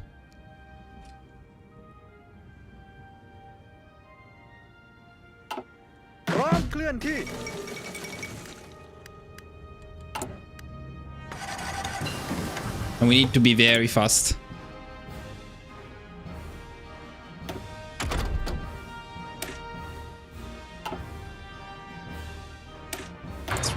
So we need to be very fast, because here the thing is we will be at war with France. It's a limited war, but we are still at war with France.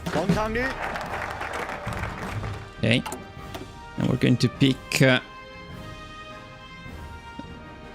over in the China. Yeah, I did pick that one. Siamese Youth Movement for some extra manpower. Then we get a new decision here. That one. There we go. Let's do this just in case. Okay. We start all offensives, then we also need to micro a little bit. Especially we need to micro going to the harbors.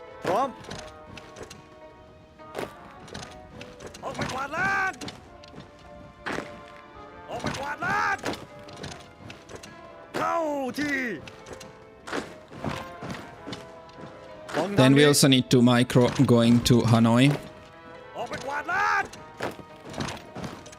Later on we also need to check if spearheads are a thing again. We'll check it a bit later though. Okay. Looks like we have the right setup for now, so let's keep going.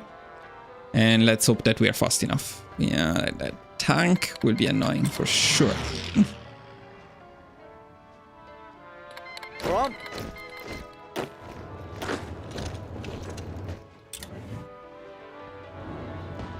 That's a protected harbor. That's not what we want to see at all.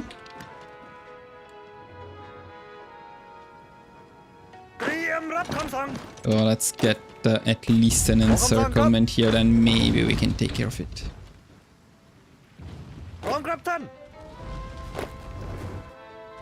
Okay, this harbor is taken. Very, very good. That's very good news. We also need to take this border province, otherwise they may be able to reinforce. Here, let's try to get this guy, kill this guy before they call for reinforcements. Ah, Saigon is also protected. A bit unlucky. Right now we're a bit unlucky. Let's see if we can do something about it. How about Hanoi? Hanoi is also very important. We need to stop this guy.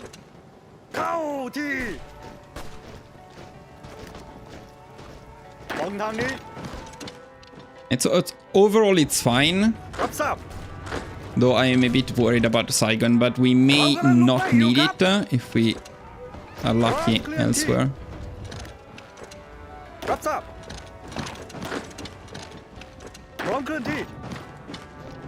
At least Hanoi is taken without issues. ฝั่งทางนี้ Okay, these two places are the biggest problem right now. เอาไปกวาด No, don't do that. รับทราบพร้อมเคลื่อนที่เข้าที่พร้อม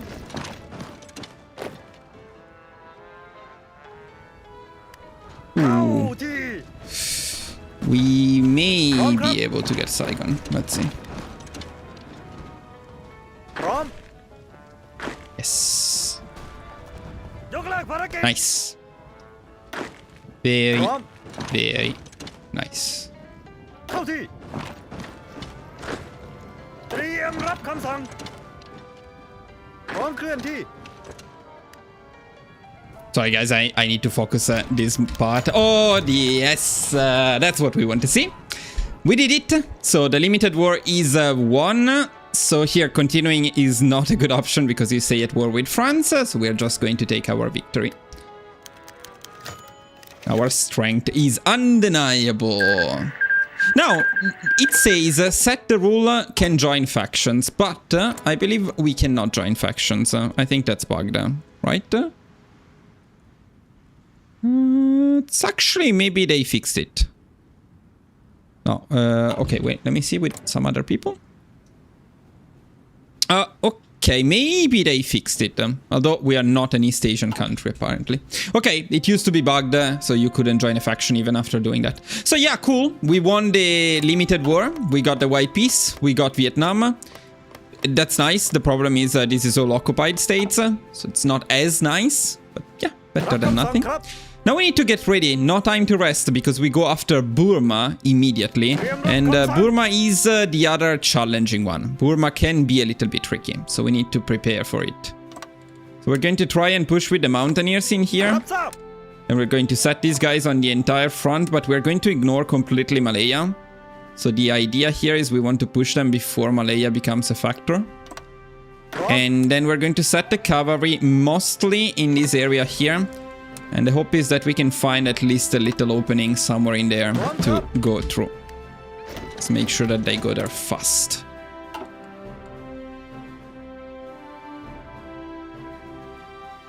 And I also forgot, but that's quite important. We want to switch to local police force and cavalry for the occupied territories that we got.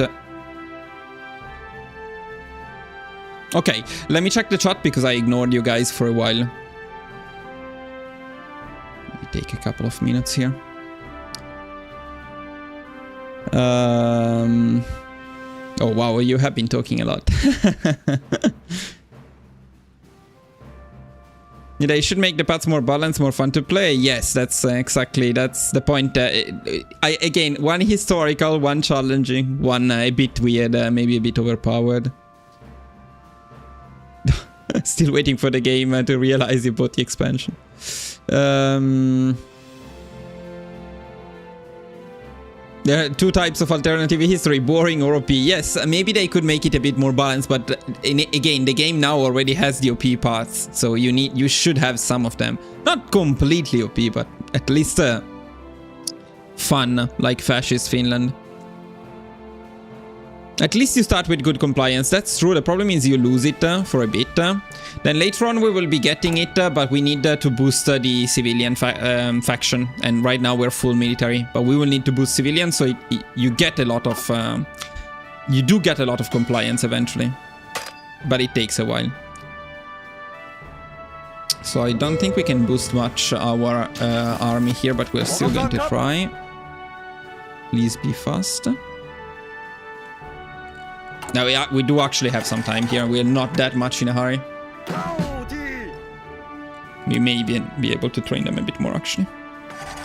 Now this one is not going to be as easy because actually the UK is in position here, as you can see. So only the first one you get a free trick because the first time they are not ready. But then after you start getting these focuses, they do prepare on the front. So yeah. The next time it will be challenging. We will need our mountaineers to do some work.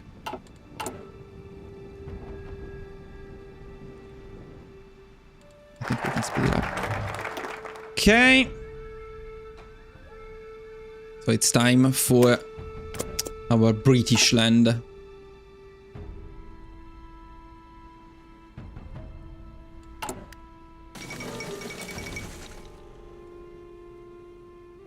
think it's better to give them 10 days to recover from training. Okay.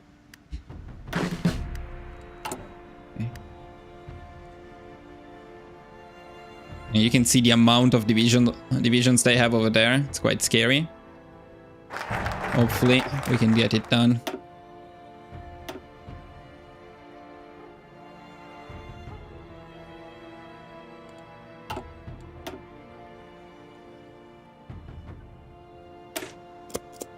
Okay, boys, let's go. Now the thing is, we may have a little bit of time in which they don't have all of the divisions deployed or not all in the war. That's what we are going to try and abuse. And they usually leave some small gaps in the front. The main issue here is that we do need at least a bit of this land down here. The advantage though is that they have French divisions here, but France should not be called. So that's our window. We can take some land quickly before everybody joins. You see how it's working right now, but they will be quick. They will quickly be called into the war.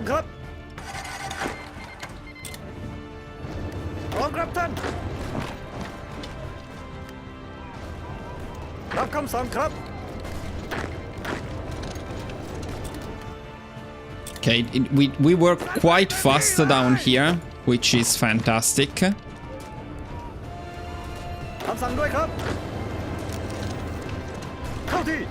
We do need some micro in this place necessarily. You need to micro a little bit. Don't think we're going to be able to take these unless we can bring the mountaineers there quickly. It looks like they are defending it quite well. We don't need to take it, by the way. The land that we need to take is much more around this place. So we're actually fairly close to the goal already. We end up being able to take that too.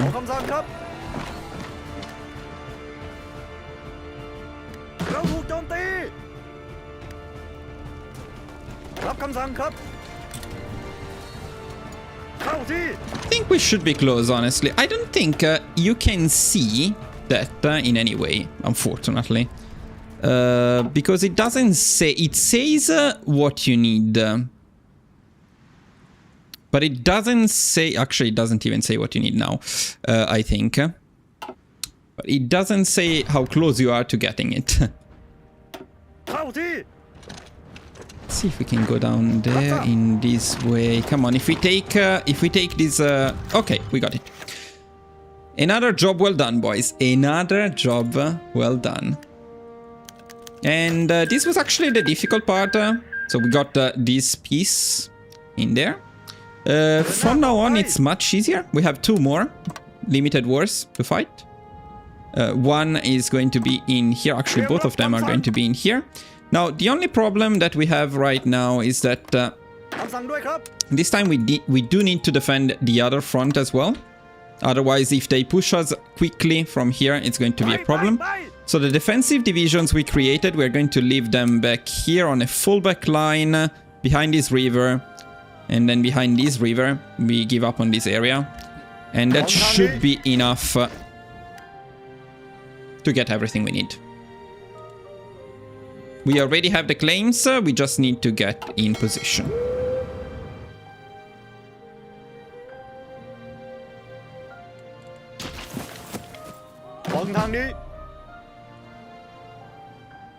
We won against Burma, we won against Vietnam, France. We need 2 more.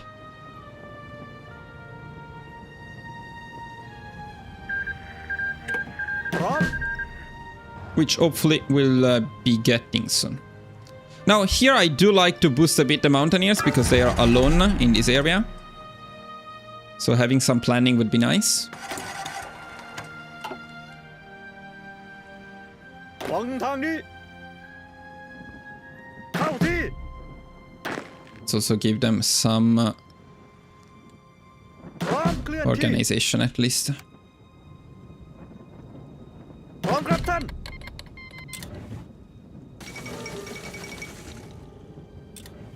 The fact that you can't even core those territories when they're historical... Yeah, again, why didn't we get all of it? Because you only get the claims on this area with the limited war. And unfortunately, they... So if you extend the war, you stay at war with the whole United Kingdom. And you don't just take British Burma. This could have been done a little bit better maybe, but especially the point that you raised, I think, is the main one. This stuff should be your core a lot more easily. If not immediately, at least it should become your core with this, which does, with this focus, but I don't think this focus should have the compliance requirements at all. Okay, either way, I think it's time for Malaya, so let's go Malaya. I think we're maybe slightly late. Yeah. Okay, the right one is the war against British Malaya. Let's trigger it. Let's trigger them. Let's trigger the cavalry as well. Again, we want to rush, especially the French divisions, guys, are the best thing in the world. French divisions are saving us. Like here, there is a French division. The UK is thinking, okay, that area is safe. That area is well protected by the French. Nothing to worry about.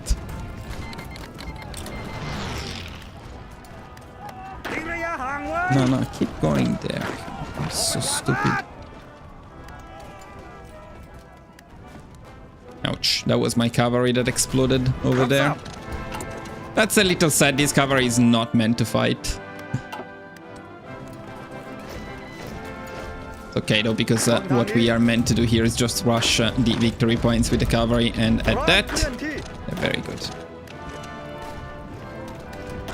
Now let's make sure this cavalry maybe doesn't push them. But the mountaineers do. Okay, done. And here we actually don't take much. It would have been nice to take the entire peninsula, honestly, but yeah, we don't. And we have one more. This is the dumbest one. I wonder if I trigger it now, will I win instantly because I'm there? That would be a very... Or maybe I cannot do it while I'm there. I guess that would make sense. Let's see. Oh, I can though. Oh, should we try? Let's try. Ah, okay. It gets teleported away. Yeah, fair enough. Didn't change much for them though. Okay.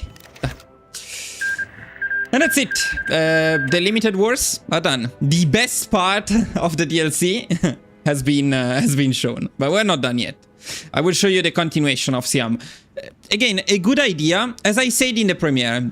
Good ideas, maybe a bit too little, too late. Now we need to do some setup for the rest of the run, which is unfortunately a bit more underwhelming, in any case. So we're going to recruit another 24 def. We have absolutely nothing now, so we will need to build up some armies. Let's bring the mountaineers back here, constant train them. The other people will be training them to regular instead. Cavalry, let's bring it here. Let's also deploy all of the HQs for some extra training and units. I could have done it earlier too.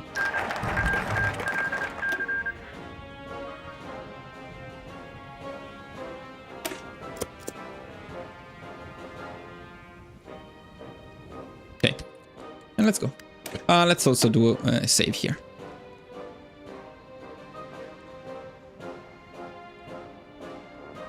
Oh, limited.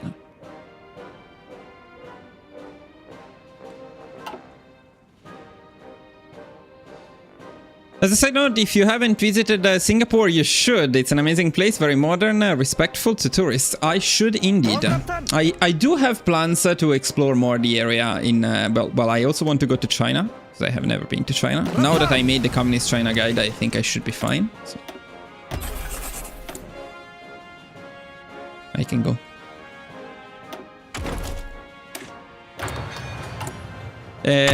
By the way, here you can see the struggle, guys. So, still not even one perk. At this point, it's not great. Because I want you to consider something. We have 75 army experience. We already invested 120 army experience in the Mountaineers. 60 plus 60. So, before the DLC, right now, we would have 3 perks unlocked. And we have 0 perks unlocked, although you could consider this one perk. But yeah. Alright. Yeah, let's go. Finally, we got the first perk. Yeah, the UK doesn't like us. Wonder why. Now we're going to get some cool stuff here, though. That is fun to showcase.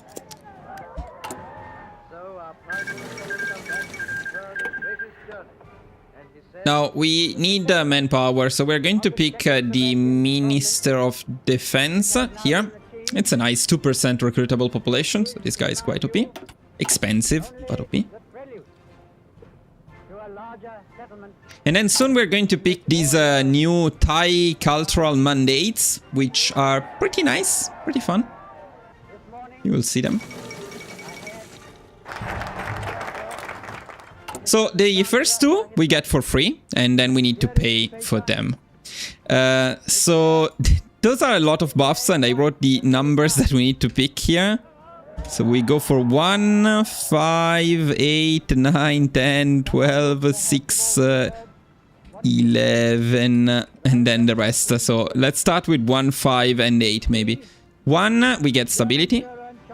These are permanent buffs. Oh, we also changed the color. Okay, yeah.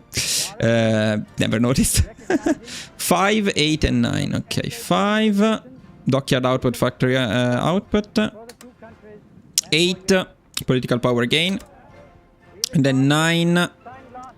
9. Compliance growth speed. That's quite important for the land we occupy. Now we're going to pick this up here, which should give us nice buffs in the territories we just conquered. Unfortunately, it's a bit underwhelming. You will see.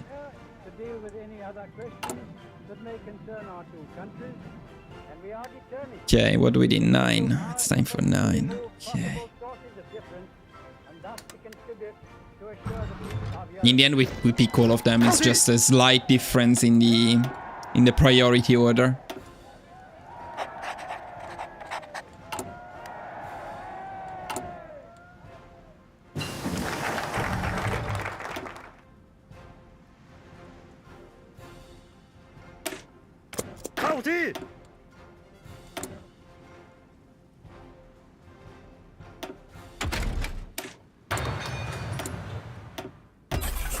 That's expensive as fuck. Worth it.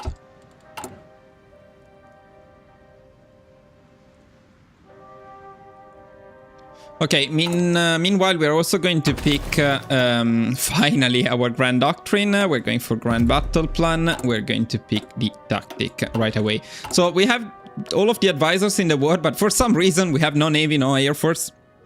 Yet the only 2 theories we have are Naval and Air Warfare. But yeah, sure. Why not?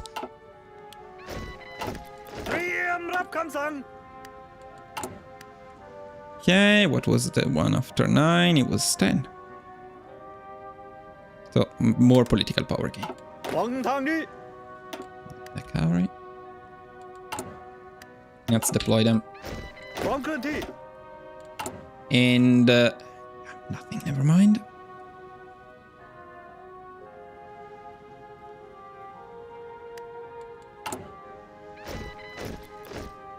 Now we got 12, stability. Oh, fan from Thailand, man! That's awesome. What do you think of the new focus tree? Can I like your comment? Let me see. Oh, I can. That's awesome. Okay, so what do I think about the focus tree? It's tough, man. It's tough. I think this one that I'm showcasing now, the fascist path, has potential for a fun run. I wouldn't call it a powerful focus tree, but it's potentially fun. And I will try to show you how it's fun later on. It's late game though. You must consider it as late game, but it can get fun. Okay, now, what mandate did I pick last time? Whatever, I'll just pick them a bit more randomly now.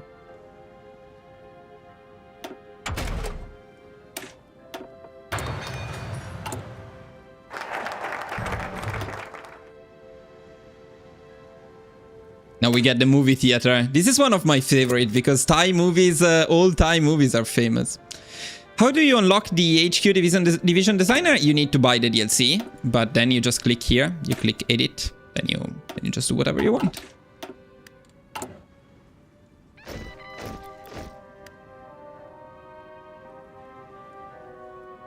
Okay, 12, 6, 11. More political power gain. The political power gain we can get in the end, as you can imagine, is quite crazy. 11. Production efficiency growth. Now we have the movie theater, the Thai movie theater. And some of this stuff here is very, very good.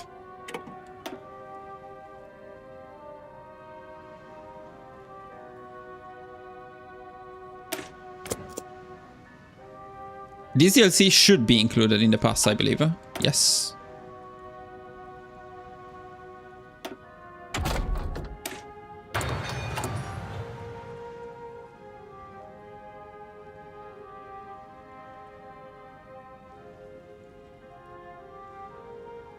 Okay, so now we're going to pick celebrating the Constitution as a priority because this is a huge boost to stability. As you can see, massive boost. It's fantastic.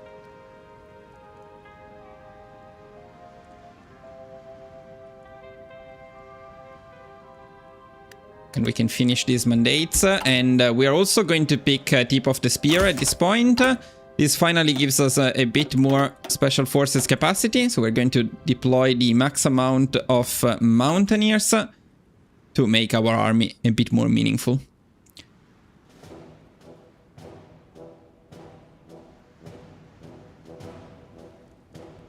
At this point, we also make some changes to the production. So we want to add the production of anti-air 1, truck 2, artillery and support 4.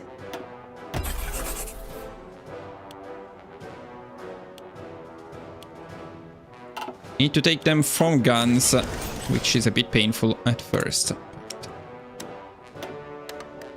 Eventually it will be worth it. Okay, this is a bit annoying though, but I can...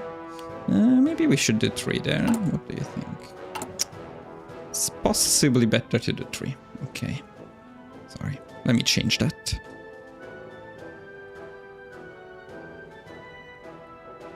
So we don't have the double deficit. It should be better. Then we're going to add the engineer company and the anti-air company to our Alp. Though we still need the army experience, so for now we're not gonna do that.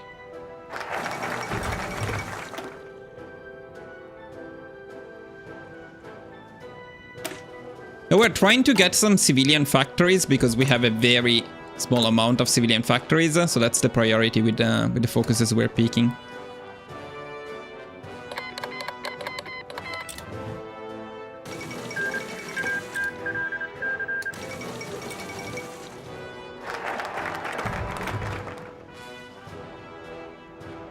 Now we're going to get some very, very good focuses down here. This one is awesome, absolutely awesome. And this one is also very good. So 2 very powerful focuses.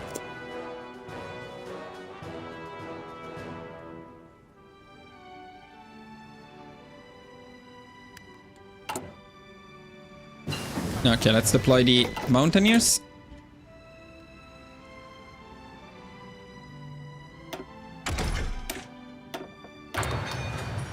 정상리.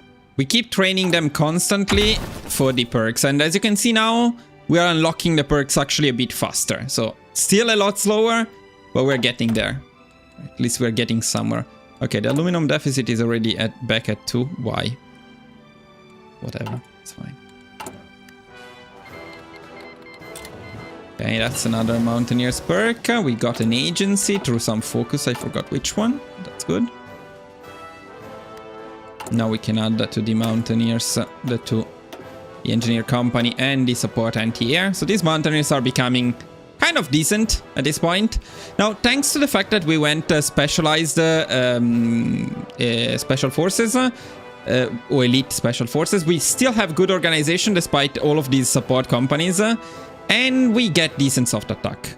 Considering this is a 15 with company, the stats are pretty good because many of the stats come from support companies. So this is quite cool. Yes, the special forces are free update.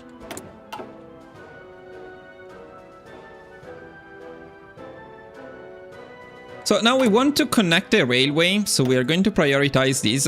We want to make sure that there is a land railway connection between these two supply hubs. This is quite important, so we want this to be the priority. It's very important for our next targets, which, well, I'll keep secret for now, but not for much longer.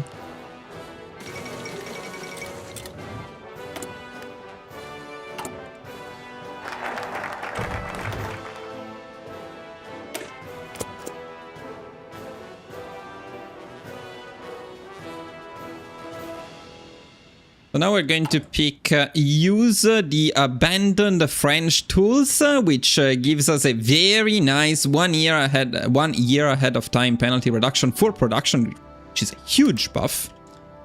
And then we are going to develop the south. So these developments help in a couple of ways. First of all, they give you some stuff, like 1 sieve, 1 mill, 1 naval dockyard, although it takes 180 days and 4 civilian factories, which is very painful. But especially they boost the compliance growth speed, which is very good. Now what's not very good is my civilian factories, my already limited civilian factories, completely destroyed. And we're going to spy on Guangxi, my beloved Guangdong.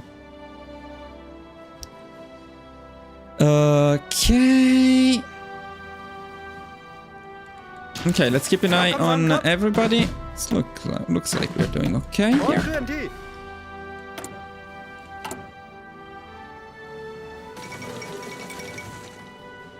And look at that. We finally have... but let's see if it's still bugged then. No, hopefully not. Yeah, no, we don't get the civil war. It was fun. At this point, you just constantly got civil wars. One after the other. Couldn't avoid it in any way.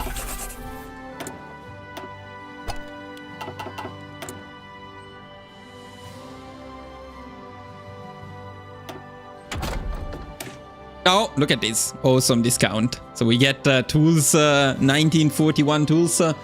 Quite early.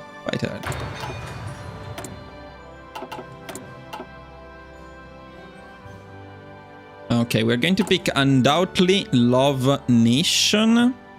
Look at these buffs as well. Special Forces attack 15%, compliance speed, and they changed that because it used to be Army experience gain. So it's now Naval experience gain. Oh. Don't love it, but the Special Forces attack, why not? I'll take that. Very happy to take that. Well, let's also prepare the Navy there. Speaking of that. Now, we want to attack soon. We just need a little bit more of training here. Just want them to be fully trained. Then we're going for China.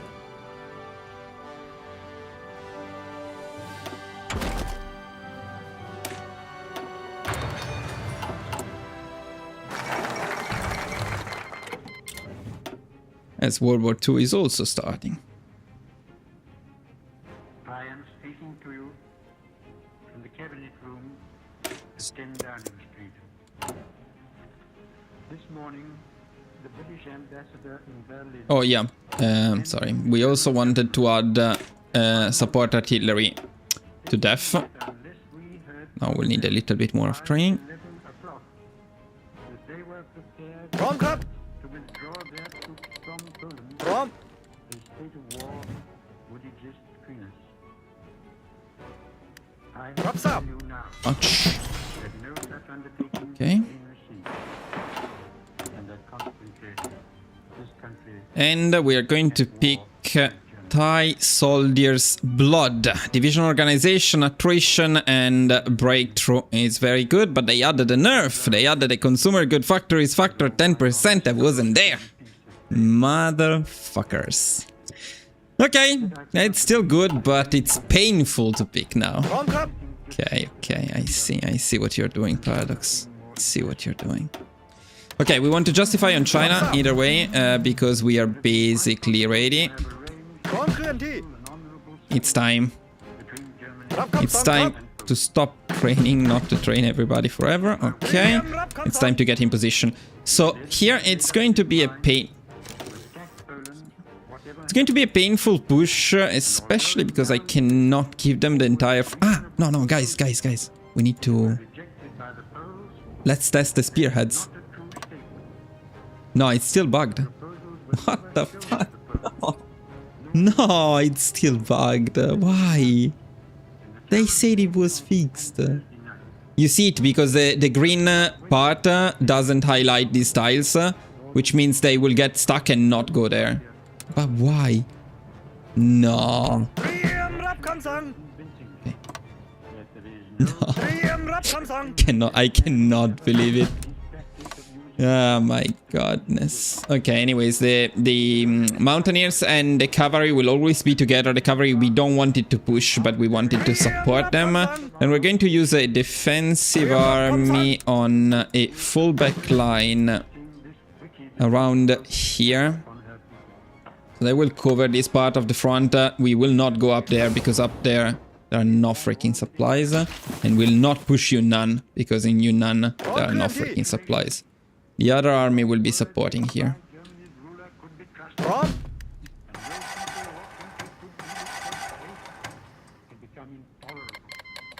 Okay, we already got the claim. I'm not entirely ready yet. Let's give them just a bit more. And also I forgot to deploy this guy. Let's deploy this guy. And as you can see, the army... Yeah, you had one job. No, maybe it's not the day one patch. Maybe it's in the next patch. Because to be completely fair, I told them yesterday about this. I mean, I thought, why not? Let's try. Let's give it a try. And they actually listened. They didn't know about it. That's the crazy thing. I was like, what spearheads bug? Oh, God.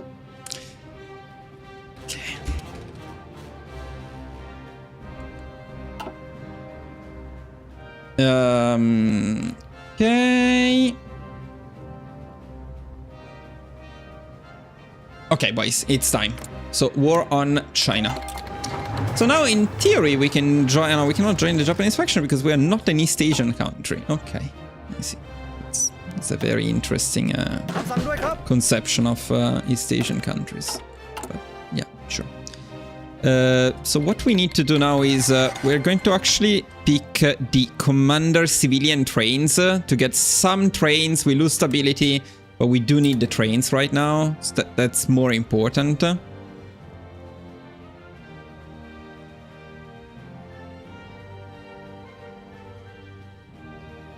Then we also want radio propaganda as soon as possible, but we don't have the political power for it. Just want to see if we, by any miracle, can rush Nanning quickly if they call these people. Otherwise, it's not gonna happen. Now, yes. Now here, we haven't called those people.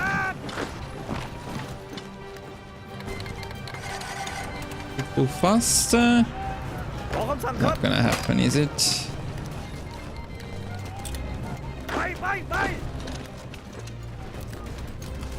Oh, well, we may have a chance there.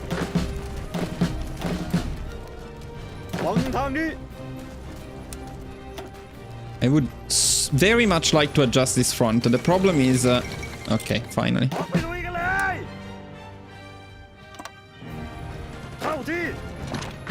we need to push here very quickly.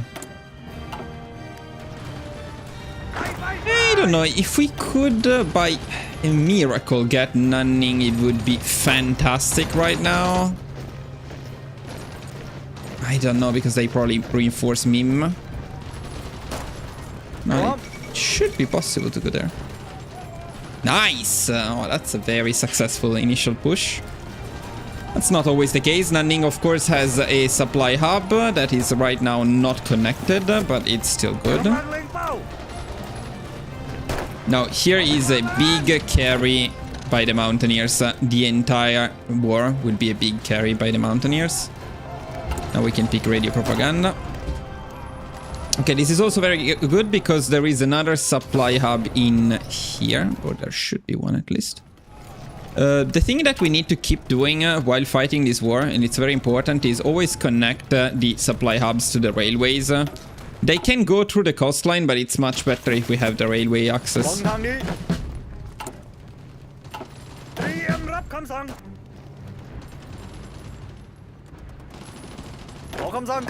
And whenever there is an opening, take it. What's up, man? Sorry, a busy moment of the run.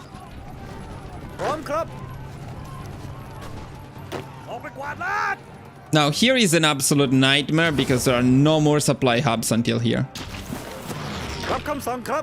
There is one here, actually. We're going to take this place. It looks like we are running out of steam. Maybe. The Mountaineers are very good. Our Mountaineers are very good. This template will give us some satisfactions over the course of the run.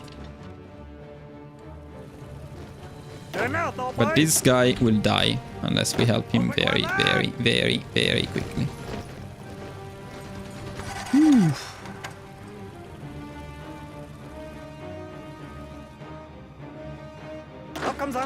Okay, awesome, awesome.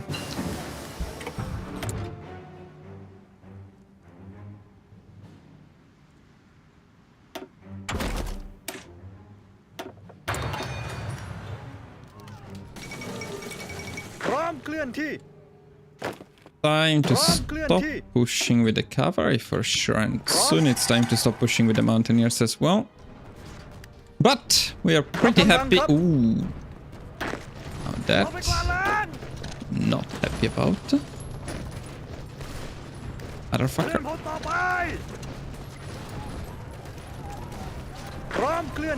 Oof. Saved.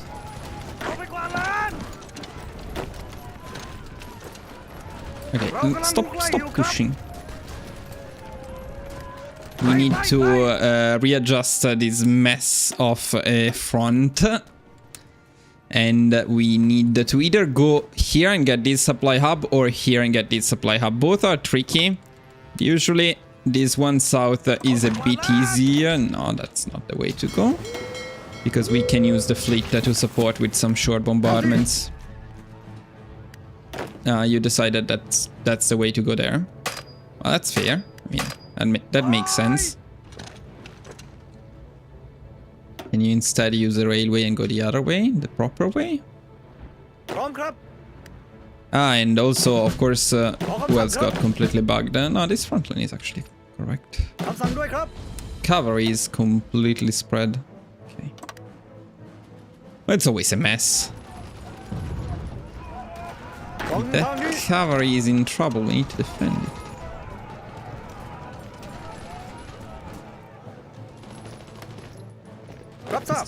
Is this an empty tile? Yeah.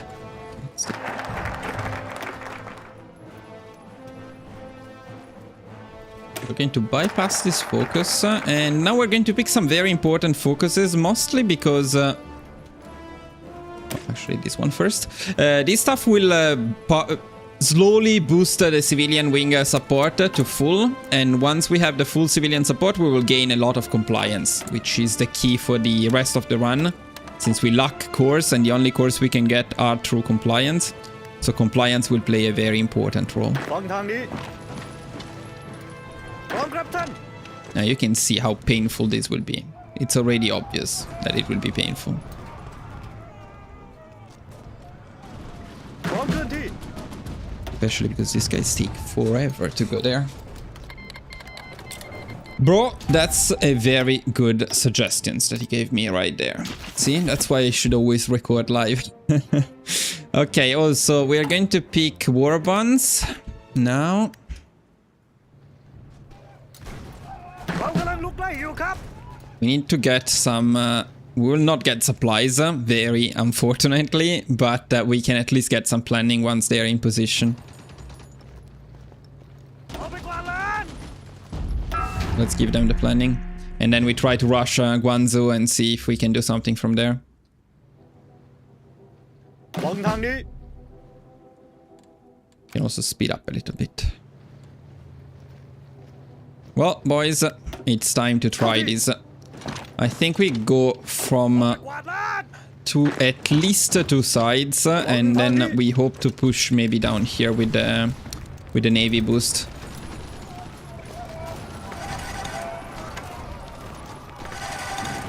เดินหน้าต่อ This ไป cannot work. Don't push them. It's good because these guys are dead at least. รับทราบ And here we may not be able to get it right away. Yes, we actually are able to get it right away. Because they left it. โจมตีต่อไป Kind of left it.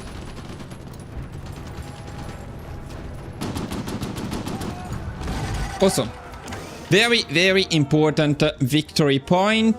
Now, usually at this point, I try to get to Japan, so we don't have to worry about one border anymore. คำสั่ง Japan is kind of on our side.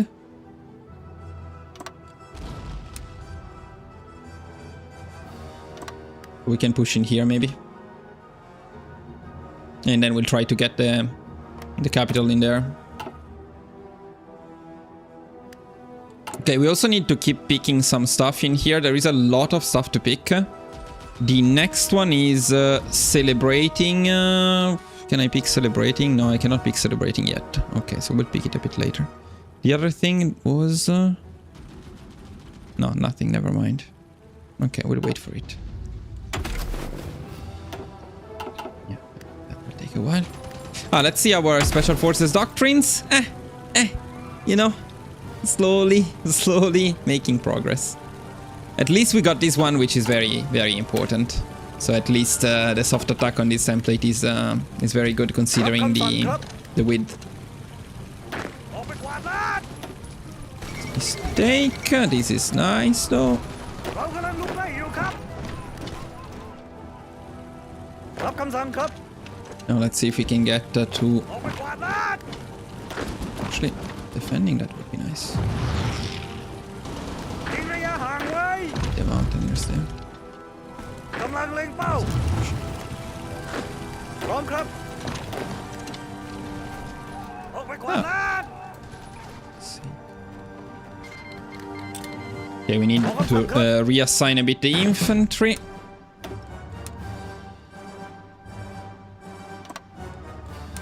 So what we need to do here is mainly use this infantry on a wider front over time. Don't think it's worth keeping that tied, but we'll do it anyway.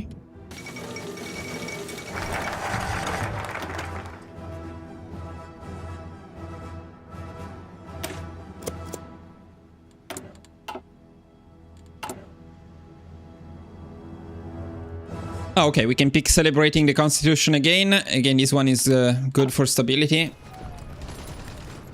We didn't need it that much, honestly. Nice, very nice. It's nice that your message is the last one, so I keep getting reminded to use the spy network. Otherwise, I would definitely forget. Now let's capitulate them too.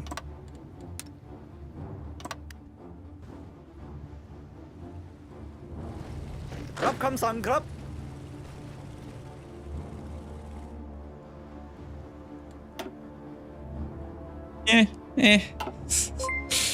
Don't have that much score, but you know, it's better than nothing. รับคำสั่งครับลงทางนี้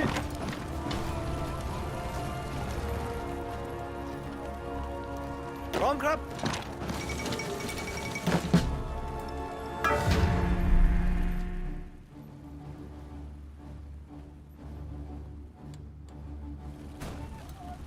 Yeah, no, no. As I was mentioning, this is a fun path. It's not OP, but it's fun. ไปไปไป I think we can push. We can go straight up here. If we can get to the victory point. คำสั่งด้วยครับ We can get there. They are in big trouble. Yes, nice. Huge. Oh, we got Whale You Hunger. Look at that. In jail, motherfucker. In jail. Where is the guy? Can I see where he is? No. They should be able to see where he is. Apparently I cannot. Yo, here we have encirclement potential. โจมตีต่อไป Sure we can get it though. Yeah, but I think probably we cannot. I got reinforced. Yes.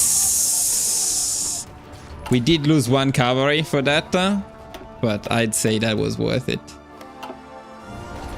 พร้อม No, we killed these พร้อม guys. เคลื่อนที่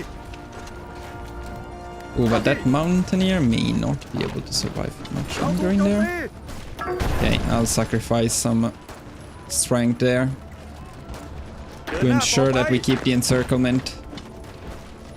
เข้าที่ It's a nice encirclement overall.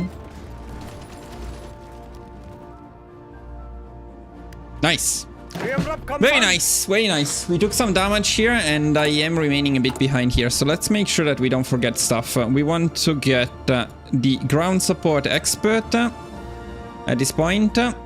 And I'm also going to recruit another 24 def because we need them to cover the front and we can now afford them.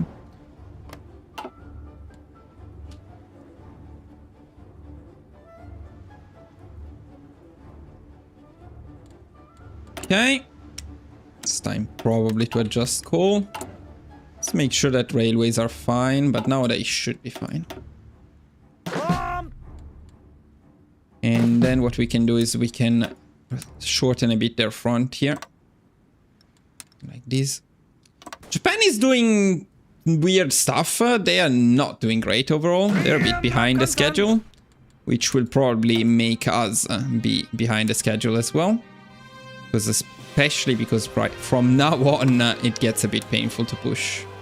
Changsha and Changde are the next two targets, but not close.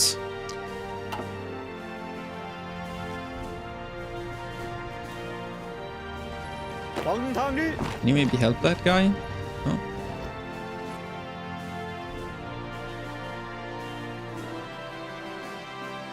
Yeah, no, Japan is doing terribly bad in this run, so that's okay. พร้อมเคลื่อนที่ This is on us.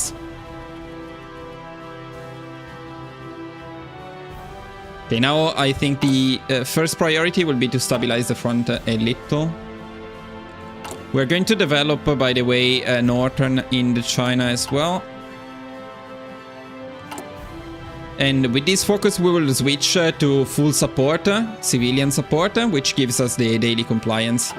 That's very nice. ขอคำสั่งครับ Our mountaineers took some damage. Not going to lie. We could also really use a logistical focus, but I think Grand Assault is a bigger buff. เตรียมรับคำสั่ง By the way, we could at least get a non-aggression pact with Japan. One thing was worth mentioning is I don't know if we can join their faction at some point. Probably not. Japan at some point attacks you, and usually the best thing to do is to accept submission.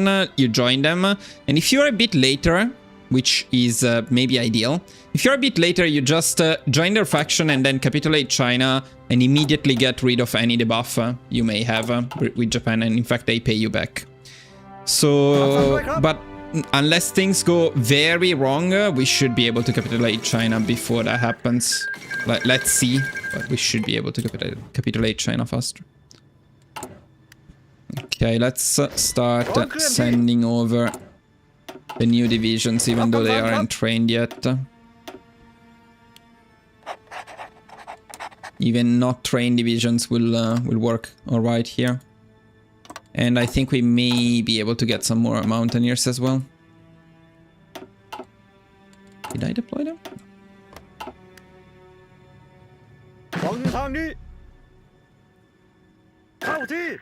Can probably train them for now.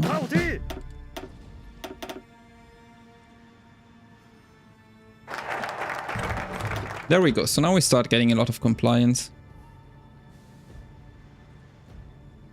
Now we go also for military full support. So this is the thing I was mentioning. If you manage well your focuses, you can get full support for both military and civilian at the same time. Japan, by the way, what the hell are you doing?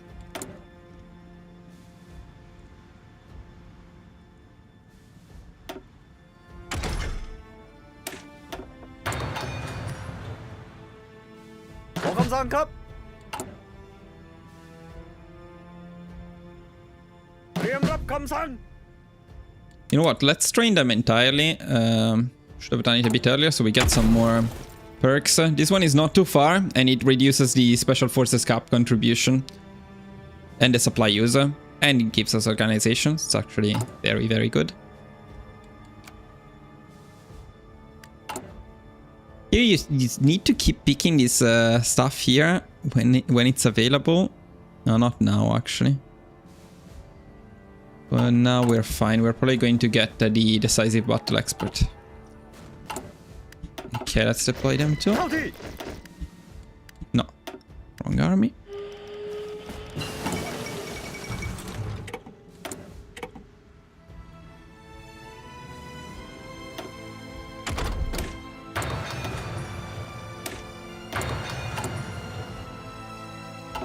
So let's see, I'd say it may be worth, because we'll get it quite soon, it may be worth getting this perk. We can download, can deploy a few more units of mountaineers. Then we continue to push. Japan is doing really bad, they're actually losing. What happened to Japan? Nice, look at that. Oh, that's an army. Now we're talking. We're freaking talking. And that's also why I think that those additional reductions are a bit OP. They should put them a bit later in the tree. They will probably nerf it. No. Finally, Grand Assault.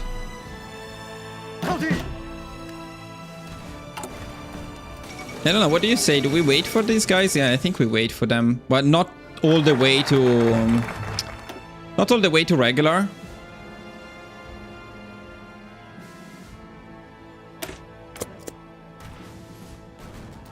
But at least maybe trained, that would be nice. There is a raid coming. Okay, well, at least that's an army. No.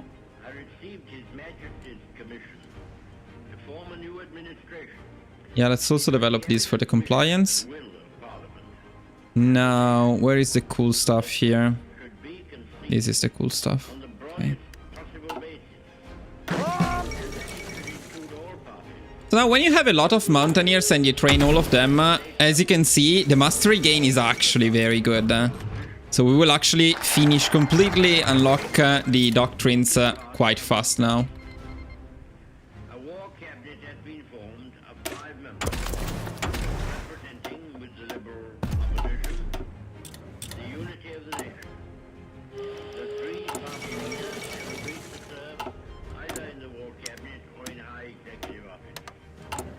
May have to adjust production a bit. It's actually doing great production. Let's just put one more in here.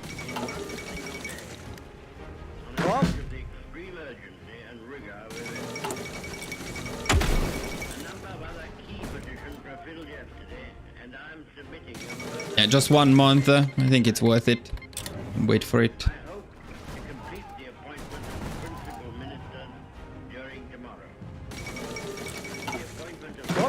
Oh, then we're going to kick some Chinese ass soon.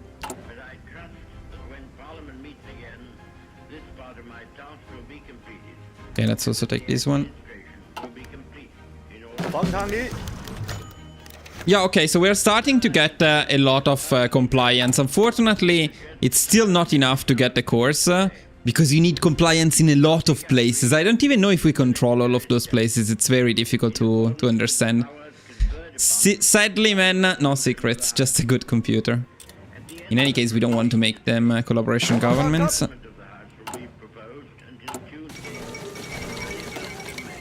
Okay. Now that's our special forces completed. Sadly, we cannot pick anything else useful. But now these mountaineers are going to kick some S's, and we could make more. I don't think we're going to make more. If anything, we will add some battalions to them. Though right now, I don't know about that because I think we have pretty good stats and a pretty balanced template. Maybe we could bring them to 24 though at this point. Thing is, if we add another 3, then I don't think we can change the template, and eventually I want to change the template. So let's yeah, no, let's keep them as 21, it's fine. Okay, as soon as they are ready, we push.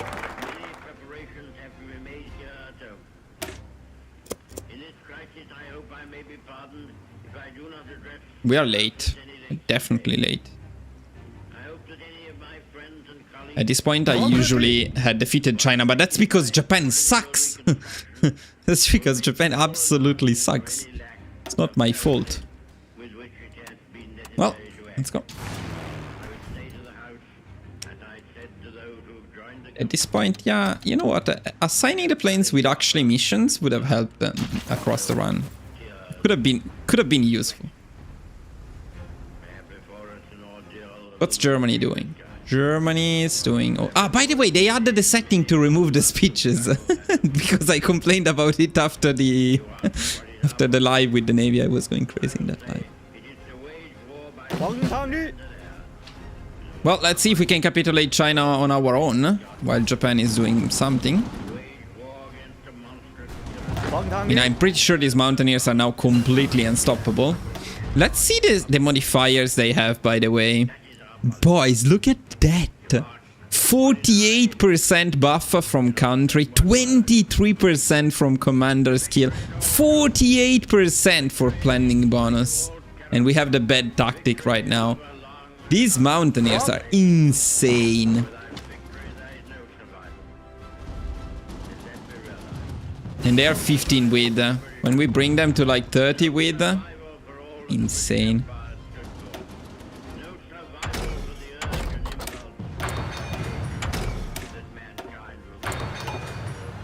I'm going to prioritize this stuff here now. Yes, yes, let's kick some freaking asses. It's my China now.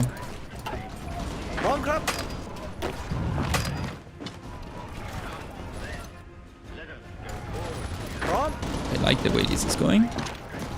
That's a Changde falling. Problem is Japan is losing Nanjing. We'll never capitulate. I don't have enough. Okay, you know what? We need another 24 def because I don't have enough units. Let's make it 48.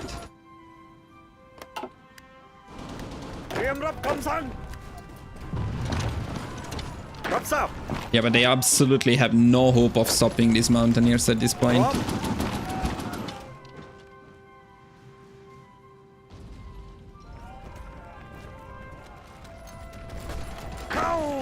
Japan will attack me soon if we don't speed up for this capitulation of China. I mean, yeah. We need to take Wuhan, we need to take Nanchang, and then we need to take Chongqing, Chengdu, and this area here. That's pretty tough. I hope they didn't nerf Japan, because I've never seen Japan so bad. Prompt. They did buff China though recently, so maybe that's what this is. เตรียมรับคำสั่ง Do we have an insane encirclement here รับ happening? ทราบ We may. พร้อมเคลื่อนที่ We may very well have an insane encirclement happening. ขอคำสั่งครับ Problem is I'm also at risk of being encircled. พร้อมครับ Ooh, nice. I mean, they don't have that many divisions in there, but that's still nice. Go take Wuhan. รับทราบ Ah, there is 12 cavalry divisions here. That's nice. Maybe better spent defending the front. ทิ้งระยะห่างไว้เคลื่อนพลต่อไป Disintegrate these guys now. Boom. Now some infantry expert and this พร้อมเคลื่อนที่ guy and my mountaineers will be insane. Yeah, okay, we can push China. We can go here and we can end it. You're welcome, Japan, by the way. You're welcome. Anytime. รับคำสั่ง Just ครับ let us know. ออกไปกวาดล้าง What's China? Yeah, I mean, hopefully it's enough. Maybe not.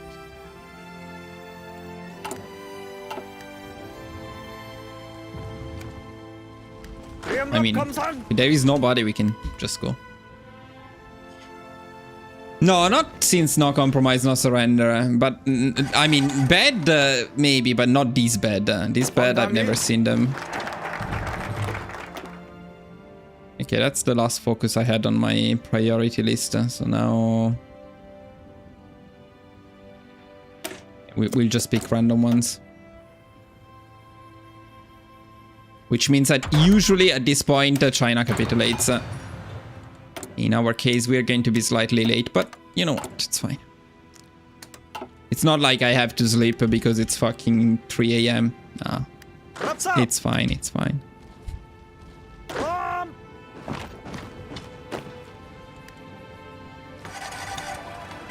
รับทราบ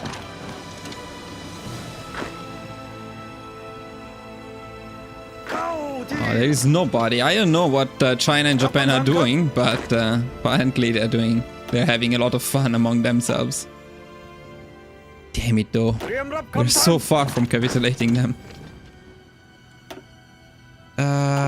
What do we need? Come on, Japan, at least this one. Come on, what are you even doing? Taking that one may be a bit annoying. It's very far. I need these divisions. Need รับ them คำสั่ง now. ครับ Because this front is becoming huge. ขอคำสั่งครับ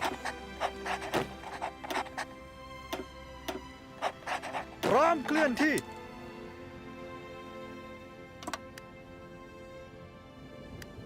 เข้าที่ Okay, so what options do we have? Do we really need to go all the way there? We probably do, unless we just take them down in here maybe. พร้อม I don't know, because this is not China, so they don't have victory points. I think it would probably be faster to take them down here. And at least we shorten the front a little bit. See, I really want to know what Japan is doing though. We will lose these victory points if we live like this though.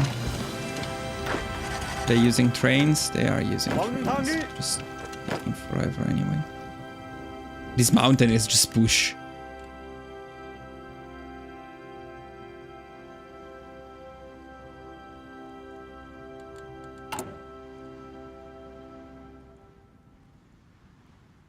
Oh yeah, let's get some domestic film industry.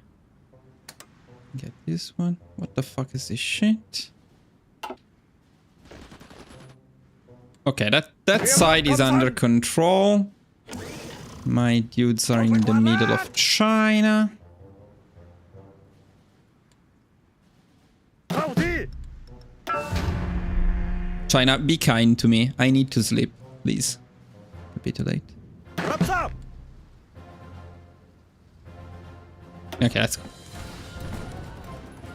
Gaudi! I just want to get to the border with Japan just to see what they are doing. I'm just curious, honestly. There is not even nobody's here. No Chinese, no Japan, nobody's here. What's the eye doing? Is the game completely broken now? There is some guys here. Look at them.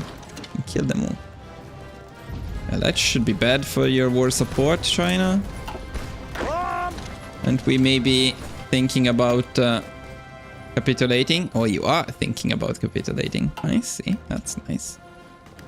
The annoying thing in all of this, we only got 24% of the score. Yeah, sure. That's another topic. Yes! Completely destroyed China, and we only got 27% of the score. Yeah, and that's the, you know, this is the sad part. This is the sad part with Thailand. We are strong now. The problem is World War II is on its way. We will never get to the UK. Well, let me do the peace conference first, and then we'll draw some conclusions on this, and then I'll go to sleep. Actually, easy guide. So not much we can do in the peace conference. The only thing we can do is annex as much as possible. Annexing is the cheapest option, and we occupied the land, so we have some discounts at least. Though we do really have a small score. Very sadly. It would have been nice to take Wuhan, but we cannot.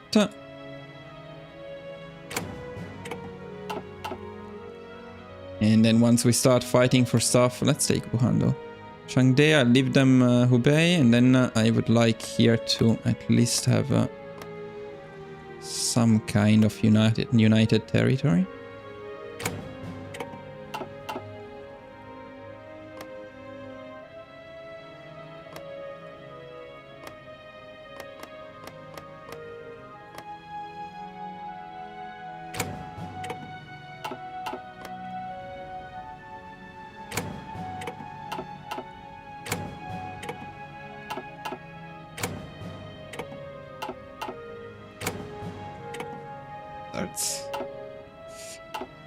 Yeah, okay.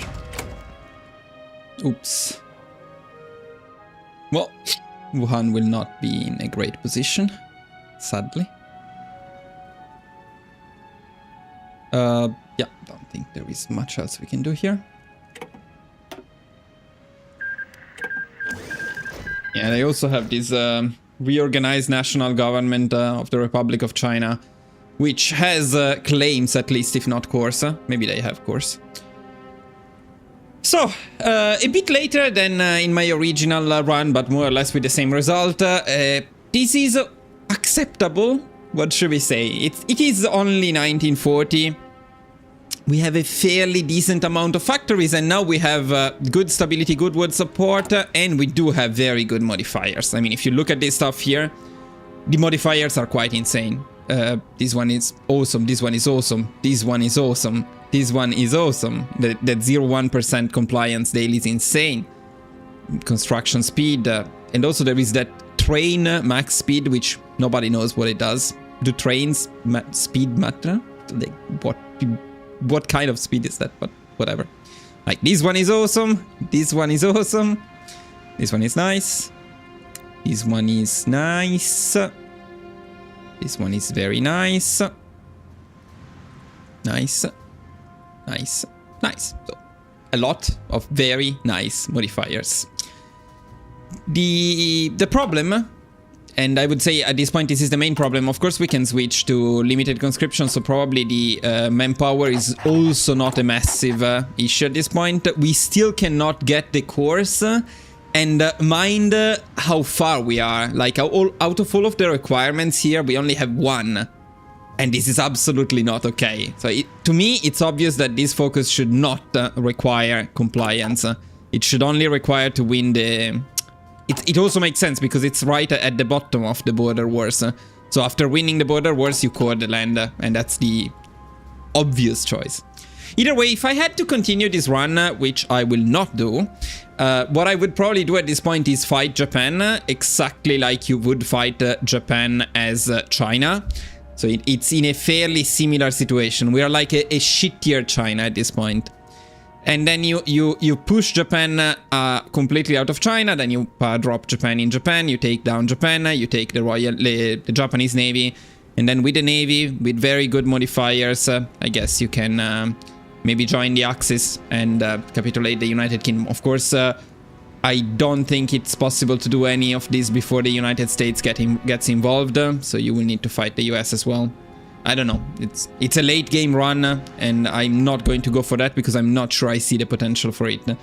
But do let me know about this strategy, guys. I think you can optimize it a little bit more if you take the border wars a bit earlier. Then it's slightly better.